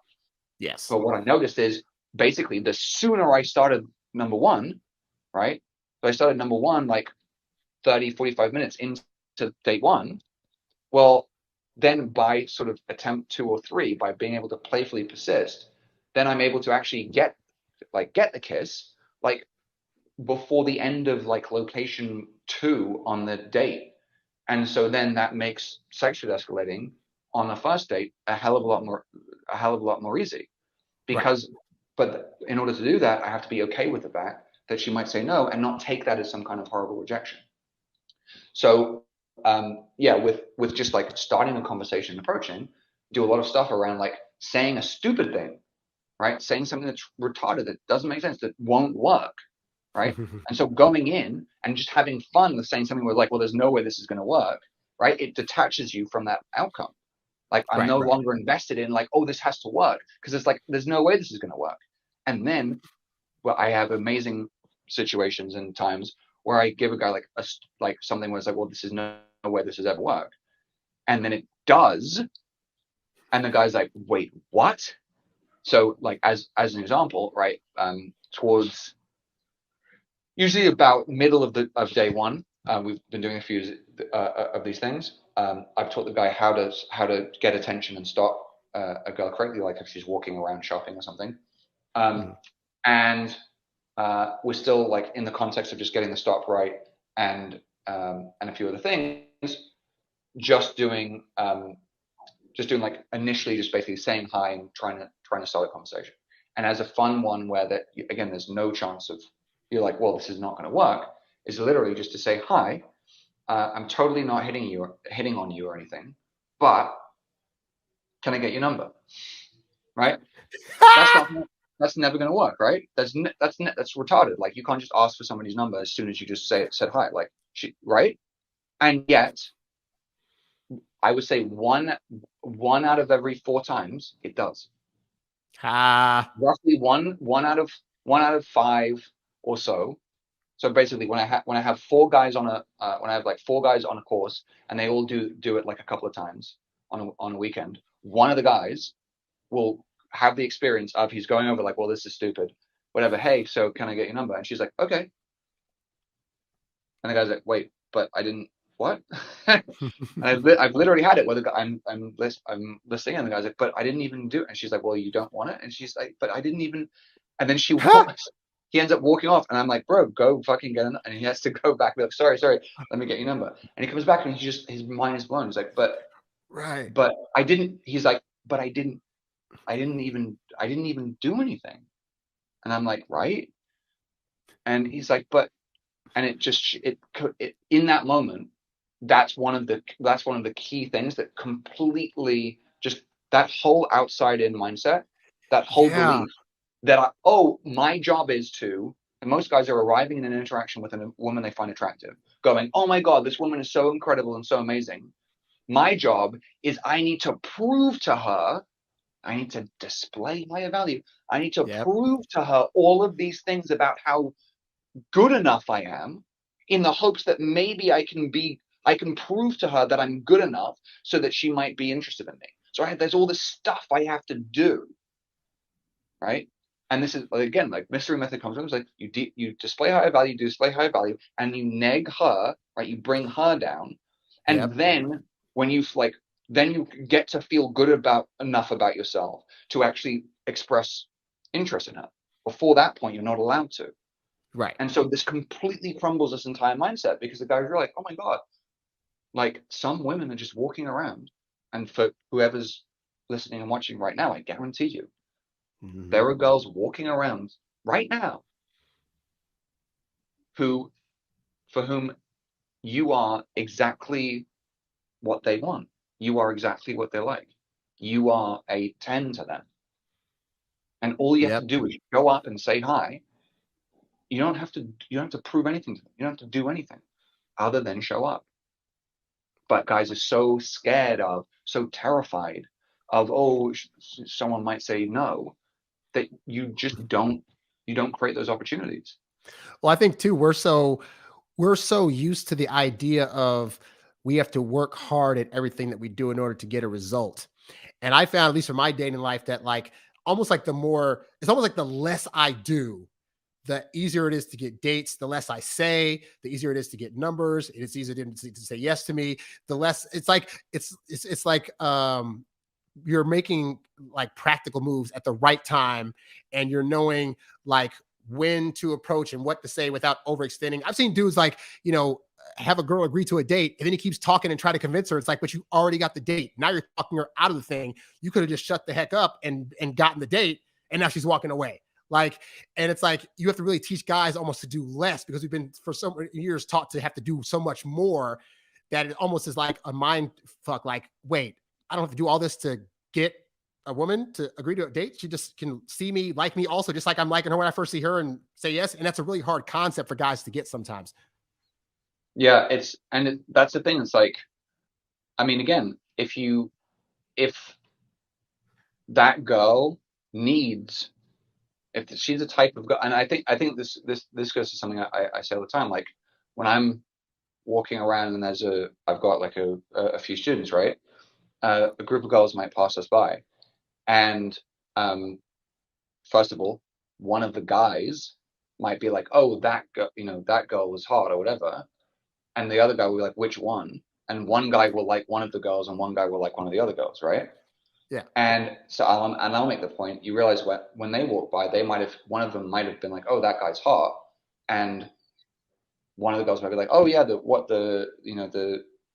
nerdy ginger guy, and she's like, no, are you kidding me? No, the other dude with glasses or whatever. And we, for some reasons, like we have our own tastes and preferences, yet we sort of completely discount the idea that women might as well, Yeah. right? And so the thing is, like, women have types, which means that again, guys are putting the pressure on themselves. I have to raise my sexual market value. It's like, what for? I need to be more attractive to like all women. It's like, what are you doing? You don't need to be like, yes, of course, work on yourself and improve yourself in all these areas, of course, but do it for you, because you want to be the most awesome version of yourself that you want to be, not in the hopes that you might like be more attractive to all women, because you don't need to be attractive to even 1% of all the women on earth to have literally millions of options with Yeah. attractive women. The point is to find the woman for whom the qualities that are important to you, that the qualities that you've decided, this what makes me valuable and what's important to me, right? Those things that we went over earlier about self-acceptance. You just want to find like a few of the few hundred or thousand women on earth for whom those qualities that you admire about yourself and are important to you, those qualities that you've decided make you valuable, she also finds valuable too. And then that's it. And then you guys will just resonate with each other, and you don't have to do anything. You'll just connect. But the thing is, you can't know if she's going to be that just by looking at her. So you have to be willing to go over and accept the fact that, you know what, 95%, 90% of women that you meet aren't going to be that. And that's okay. Yeah. It's Very the true. same. It's the same thing. Like I'll often use sort of like online business and marketing analogies and stuff like that. And you know, if you have a sales page online, a really, really good conversion rate, so a really good percentage of people that will actually make a purchase from that page is 5%. That's really good, like Yeah. really good. That means that 95% of people won't buy the thing. If you're a business owner and you start downing yourself and getting offended and feeling rejected by the fact that 95% of people aren't buying the thing from your page, then you won't be in business, right? You won't be able to have to be in business if you take it personally. Or you just go like, cool, let me know more about, let me just interact and serve and know more about and get to understand even better that 5% of people that did buy. Yep. Right? And just work with that. The 95 that didn't, cool. They're not your audience. They're not your customer. And that's fine. But it's just I don't know where it comes from. Well, it comes from this No. outside thing. Like you don't have to be universally attractive to all people. You don't have to make everybody like you. That's not Right. the goal. And as I soon think it as goes you back. as soon as you're willing to accept that as soon as I just said like, oh, I'm not everybody's cup of tea and that's okay, then it just removed that 95%. It just removes it from my, you don't have to think about it. You don't have to worry about it anymore. Right. Just There focus was on a that 5%. I think there's a scarcity principle too, because I know in business, like the businesses that tend to do best, like really niche down and know their customer. And I think for men, they think they gotta, like you said, cast a wide net because they got to try to get everybody because who knows what they're gonna get. But it's like the more defined you are and who you are and what you're about, the women that like that will gravitate towards that. And you'll find there are a lot of women that gravitate towards the kind of person that you are, you know? Absolutely. And it was really interesting. So the tech guy that we had at the previous business I was at, he did an early version of the program, and uh, over the course of his weekend, I think he went up to and approached about, 5 or so women and pretty much got 5 phone numbers and went on 5 dates, right? And again, Yes. if you're watching this and considering working with me, I'm in no way promising you that you will get 100% success rate. And we look back at it and we're like, okay, that kind of makes sense, because it was a very specific type of guy, like is into like sort of like metal and like grunge and stuff like that. So he was like wearing a ripped kind of black band shirt and had loads of tattoos or whatever. And he was approaching women who also was wearing like band shirts and had tattoos all over and was in white makeup and shit. And so he had a very specific type that he was going for, that he was attracted to, and just naturally there was that affinity and that connection. And so yeah, it's not about trying to please everybody, and try again, it's the same in marketing, right? If you try to sell to everybody, you end up selling to nobody, right? And again, Yeah. if you're trying to just attract everybody, what you're saying essentially is I have no standards, right? And like one Mm. of the things that is actually attractive is just showing that you actually have standards. It makes you more attractive.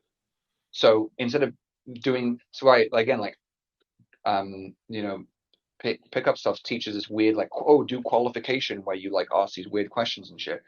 But if you just genuinely have that as a thing, it's like there's certain things that are important to me, in a girl, if I'm going to know that we're going to have a fun time on a date, and she potentially, I want to be in a relationship with her, because again, like I'm not interested in just having, not interested in having sex one time, right? I don't. That's not interesting to me. I want to be with someone where, because the first time you see it with somebody is very unlikely to be the best time, right? As you Mm. get to know somebody and what they like, then the sex gets better. So just having sex the first time and then that's it, that's not interesting.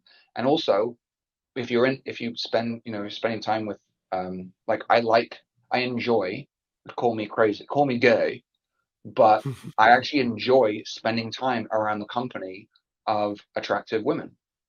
Like I enjoy doing that. I like being around women who are beautiful, and also, right, if that's going to be the case, then they should also be intelligent and have interesting shit to say, and our sense of humor should probably match, because Mm. then the time outside of having sex with them, like of the total time that you spend with a girl, like make not even 10% of that will be like will be having sex with them, right? Right. Most of it's like hanging out and lying in bed and watching something and going out to eat and traveling, whatever it is, right?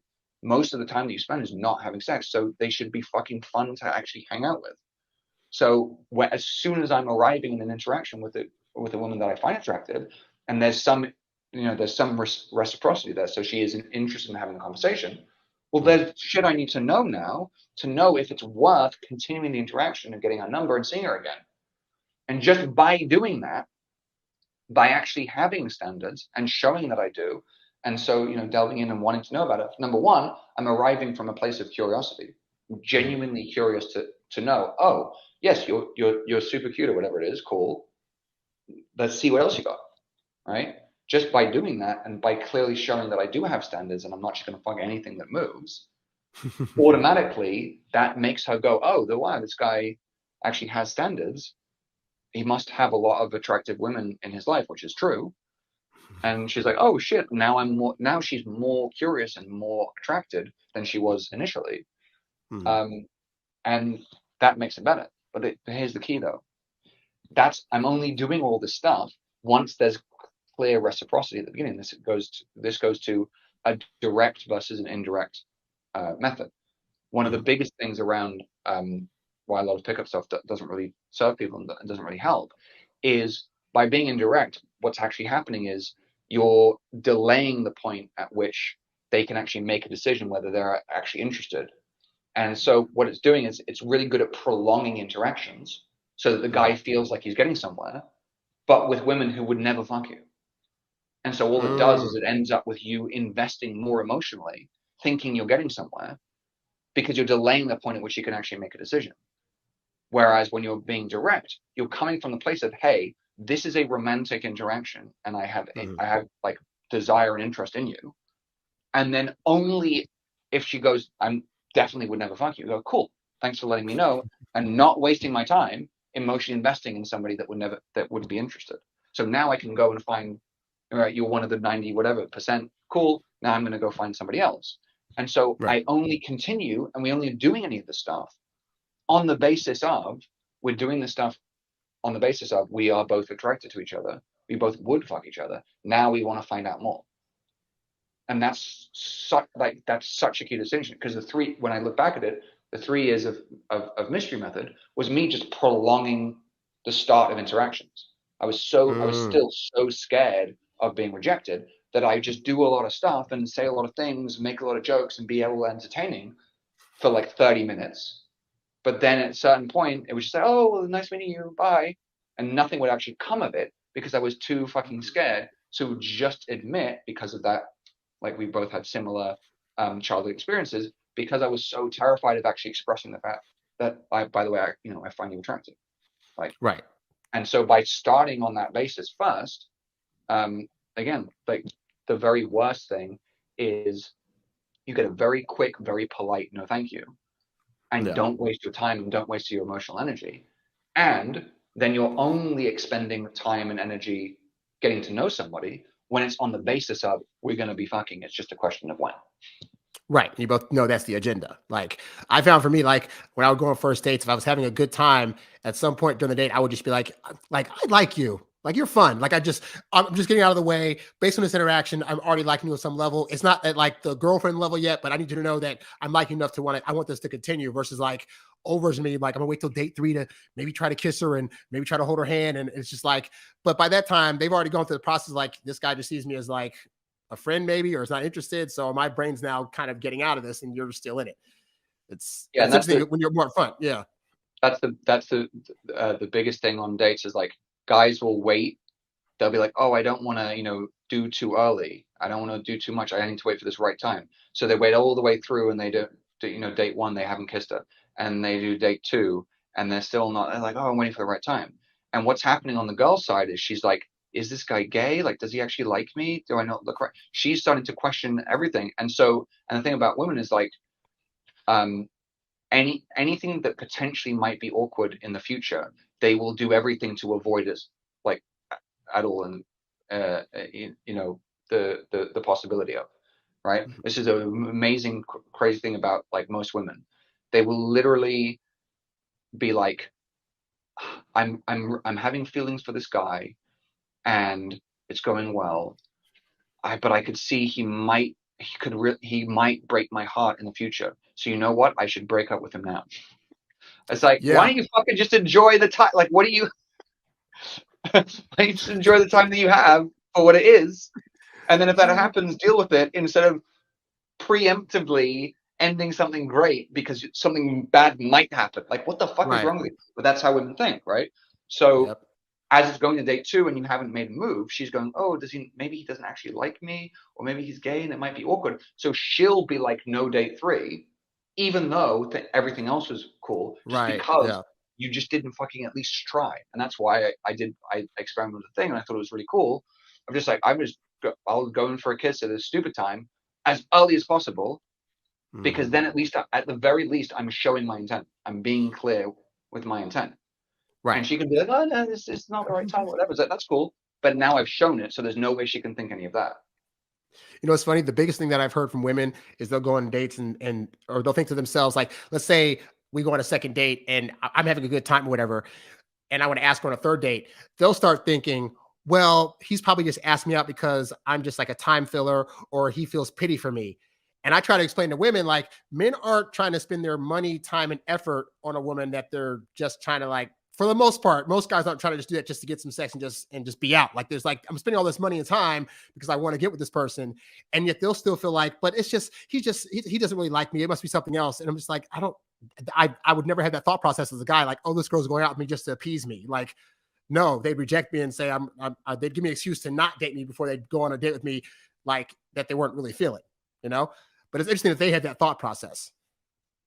Yeah, no, and that's the thing. Like I think it's a huge thing for guys to just recognize. Like, you see a girl and she's like, whatever, she's so attractive, and you just assume on the basis of, oh, she's so attractive, like her life must be, she must be so great, she must have so, like, all these guys hitting on her, she must have so many options, like her whole life in general must be perfect, she must be so confident in herself, like all this stuff, and I'm just this lowly, like, whatever. And it's like, bro, like all the, like, whatever insecurities and like anxiety that you feel that you have, she has that times a million. Oh my God, yeah. She has that times a million. She has it way worse than you. And this is a big thing as well. I think especially these days, especially now, with sort of younger women of the younger generation who are in their, like early 20s right now. Like, I would ascribe the vast majority, like when a guy's going up and sort of talking to a girl or whatever it is, um, especially like an in-person interaction, guys go like, oh, she's being like cold or whatever. She wasn't interested in me. Like, she doesn't like me, like whatever it is. I would honestly say the vast majority of the time, she is just socially anxious. Like, she doesn't actually know how to interact with you. She's Mm. really unsure of herself. And so she's putting up this sort of like this bitchy exterior because she doesn't know what to say. Like, but she probably does like you, but she just doesn't know how to do it. Yeah. And so the more you can arrive from a place of curiosity and playfulness and compassion and understanding, and just do, one of the things uh, Nick Sparks said in one of his talks, which I thought was great. It's a great frame of thinking about conversation. Hmm. Is like, she's like, basically, I'm the guy, so I'm going to be leading this, and she's a girl, and she's sort of this cute, like, you're being playful with her, almost she's like a little kid, like she doesn't get it, right? And so it's like, I'm going to teach you how to have a conversation, right? So you can just do these little playful things, like, all right, this is the time. So one of the, like, as an example, right, one of the fun things I'll often do is the way I do the structure of the very first 10 seconds or so, the first, what I call conversational tension point, right? This is Okay. just grabbing attention, explaining, this is what's going on, this, I'm me, you're you, this is why I came up to you, this is what I, I want to have a conversation, whatever it is, right? At the end of that, what I always say is like, um, I will always introduce myself first. So rather than asking, right, a lot of guys, again, we're coming from a place of giving value, not taking Mhm. value. So we're not doing questions and questions and questions, because that's taking value all the time, right? So instead Okay. of asking the question, what's your name? I say, hi, I'm Ryan. And what that does is, as well as being a leading, and it's better to make statements rather than ask questions, Yes. is it gives me an opportunity. Sometimes they just go, I'm like, oh, hi, I'm Ryan. And they're like, oh, okay, hi. And then I pause a bit and I'm go, so this is usually the time when you say your name? Like, do you not know how to fucking talk? Like, right? And it gives you an opportunity to just playfully, like, jab them and just be like, all right, let me show you how this works. Like, so now you say your name, and then I'm going to say a thing, and then you say, there, you know? And yeah, I just think, like, rather than sort of taking offense at their reaction to you and assuming, like, oh, it must be that they're not into me. Again, like, she probably just has a bit of anxiety herself, and that's okay. Yeah, very true. Very true. Last thing I want to talk about, and I don't know quite how to word this as a question, but I want to talk about the topic of masculinity. I know it's a thing that's very heavily pushed in the pickup community, but also just by authors in general, especially male authors, about the experience of trying to be more masculine, how women take masculinity and what they want to see from a guy to be able to differentiate. And I don't know what your experience has been in that realm. I know my dad died at 9 years old, so I grew up around mostly women, and a lot of the ways that I was being in like my high school years, my early college years, I had speaking patterns and at times movements that were of a more feminine nature. And I felt as though at times that could possibly be pushing, not attracting women, basically. Whether that's true or not, that's what I felt at the time. But like, so what is your viewpoint on masculinity and how like either nerdy guys or introverted guys should show up in a masculine state when talking to women, or if that matters at all or not? Yeah. So I'd say the first thing on that, like, this idea of what alpha is, and like, oh, a lot of from pickup to dating advice to red pill to like all guys seem obsessed with this thing of like you have to be alpha, and there's this again going back to sort of tastes and preferences that guys are ignoring. Like there's this one universal thing of like alpha, right? Alpha is the highest top thing that every guy should be, and all women are all attracted to this thing that's alpha, and that means whatever, like chiseled jawline and like big muscles and like dominant and whatever it is, right? And it's like, okay, cool. I don't know if you've met the guy Russell Brand, but if you thought that you acted effeminate, take a look at him. He's not alpha at all, right? He's because there's more than one type, more than one archetype of guy, right? And he's more what you might call the dandy or the rake in terms of archetypes, who's a very sort of flamboyant guy who's, by the way, very, very verbally direct, which is something that that the way that I teach. But he dresses sort of weird clothes, and he has a sort of like up here kind of like voice, and it's very, very. That's not alpha, but I know you've seen, he's dated a lot of and slept with a lot of very, very attractive women. So it's not about, and I think that guys do this where they put pressure on themselves. So be like, oh, I have to somehow mold myself. I have to be this one alpha thing. And if I'm not that, then I'm lacking and I'm not good enough. It's like, again, I don't look anything like the classical sort of alpha guy, but I do all right with the type of woman who isn't particularly interested in that type, right? So my girlfriend likes, white guys who are a little bit dorky or whatever, and who are athletic, and she has certain sort of a very defined type, and I fit into that pretty well. And it's not the classical sort of alpha thing, and so I don't think there's any requirement to be alpha. In fact, my preferred thing, what I know that I am, and what I think is a lot better, is Sigma, right? So the Sigma male, the alpha male is someone who has risen to the top of the existing hierarchy in terms of that culture, right? Okay. And because they have skill in or have achieved a certain level in the existing what sort of that culture of that society deems to be valuable, right? Okay. And like more power to them. But what I like about the Sigma is the Sigma male is somebody who doesn't recognize the value ladder of existing society and chooses instead to kind of do their own thing.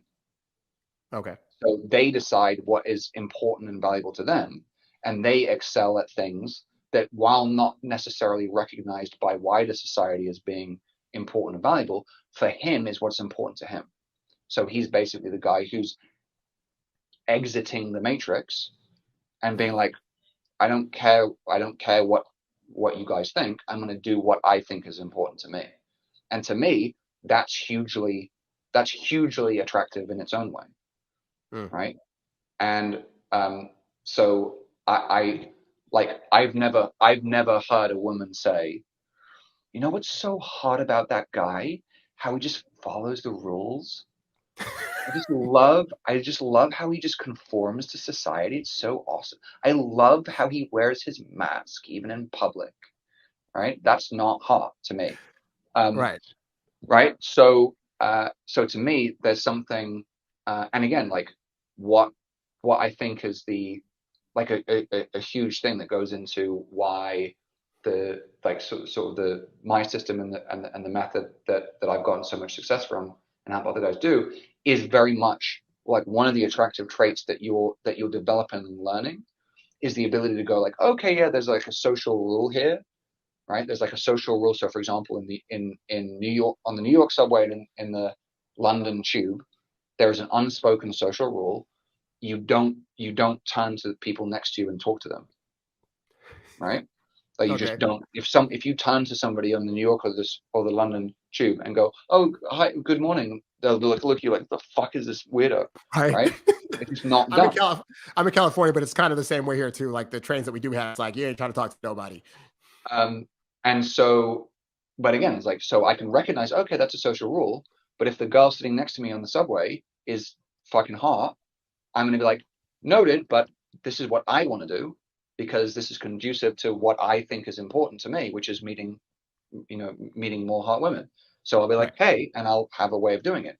And just by acknowledging and then breaking a social rule, that's already very attractive because again, like I think yeah, a powerfully attractive trait is the ability to pursue your own goals despite what wider society or what other people might think. And so that's what I have to say on that. And I forget your fucking yes, masculinity. So when it comes to like stuff around alpha, I don't think you don't need to like guys, you don't need to worry about being alpha. Like you don't. That's not important.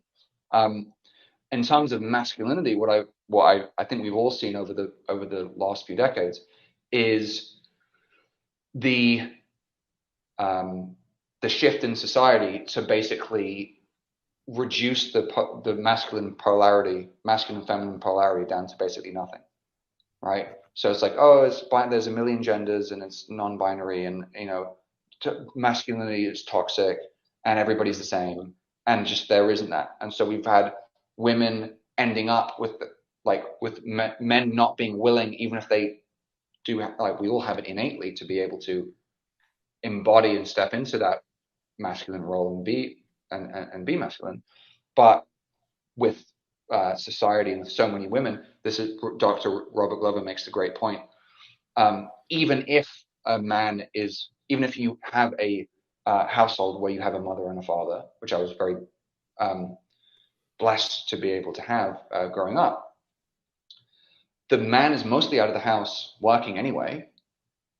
And when you're mostly in school, where something like 80% of school teachers are women.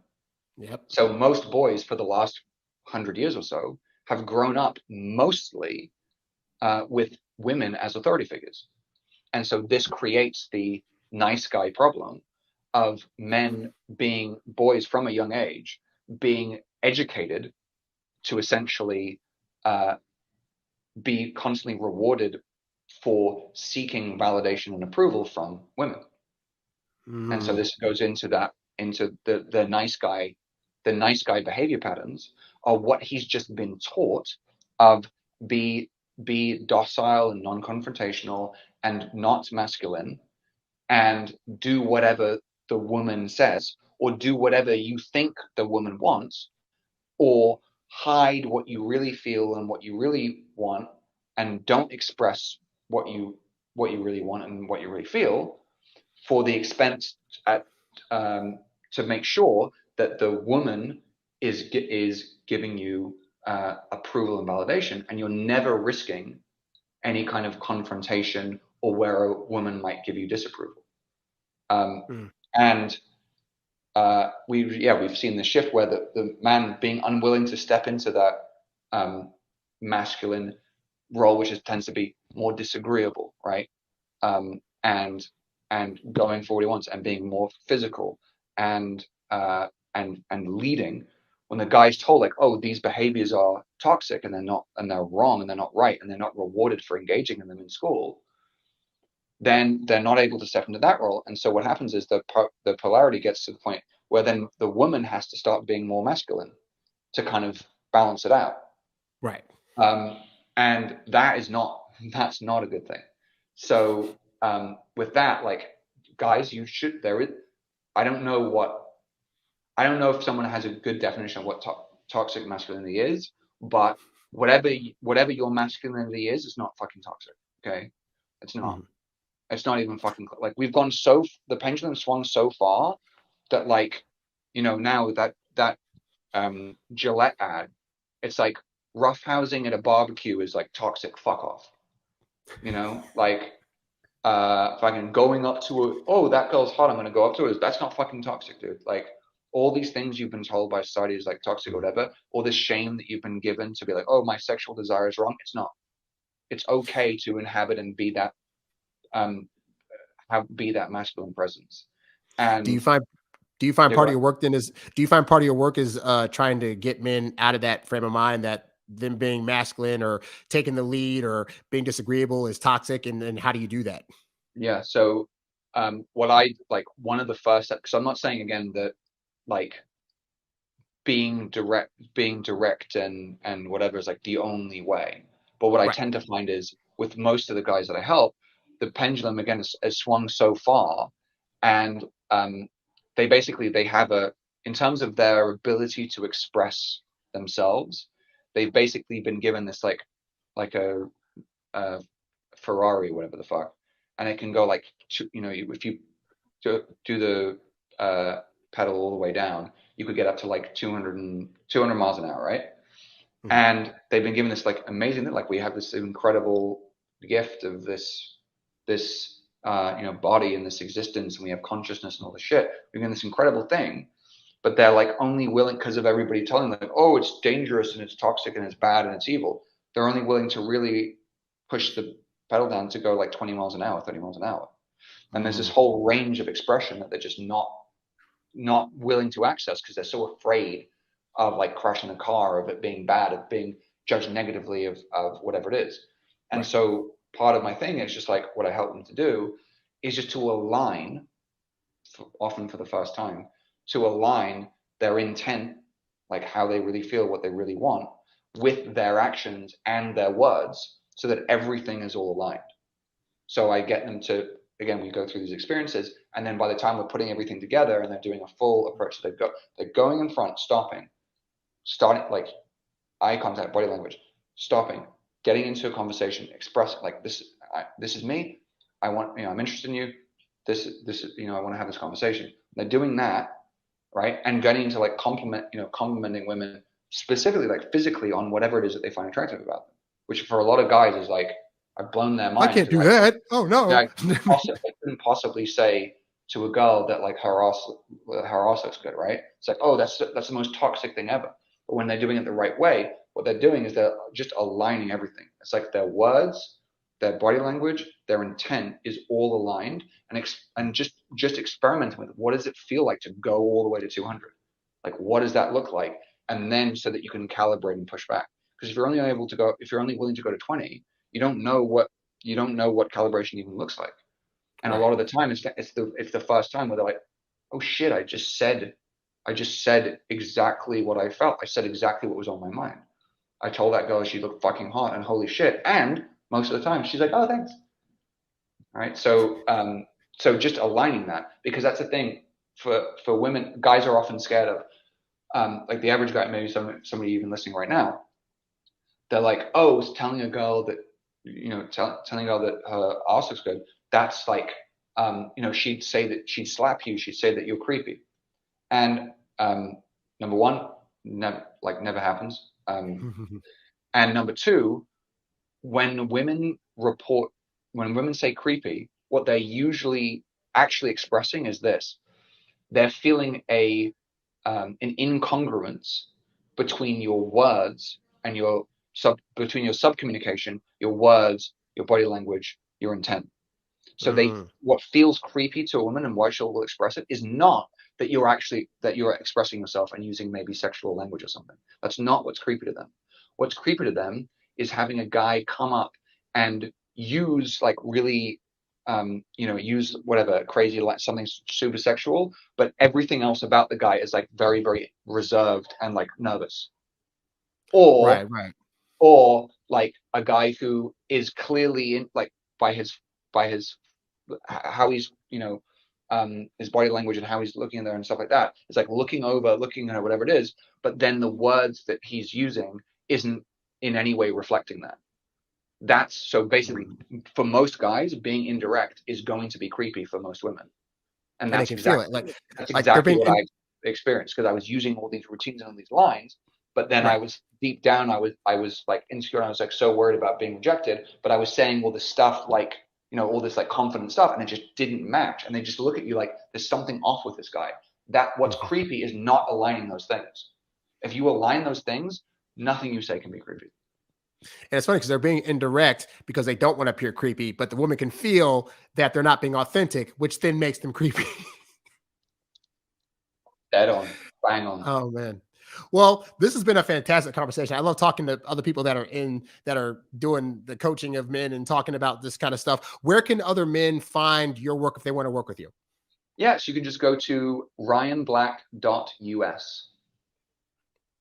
Excellent. And there's a whole bunch of stuff. There's some articles, and there you can kind of choose your own adventure. So I've got a free script that you can download for some instant ways to kind of connect better online on dating apps. Some stuff around like making your profile better, all the way through to some free trainings and some various things, and more information about the programs that I do as well. Awesome. Well, thank you very much, Ryan, for coming on the show and having this conversation. I'm sure the guys that are listening learned a whole lot, and we are very grateful for you coming on. Thanks so much for having me. No problem. For the rest of you guys, be sure to go to my website, introvertdatingsuccess.com, for various ebooks, audiobooks, and programs, all designed to help you date your introverted self while still getting your precious alone time. You can find this show on Apple, Spotify, Google, wherever podcasts are found. And you can also go to my YouTube page, youtube.com/Harry Wilmington, to watch us interact with each other on this platform. That's all I got for today, guys. I'm Harry Wilmington, and I will catch you guys on the next show. I'm out. Peace. Thanks for listening to the Introvert Dating Success Podcast. Visit us at introvertdatingsuccess.com for more great tips on attracting women using your natural introvert charm. Oh,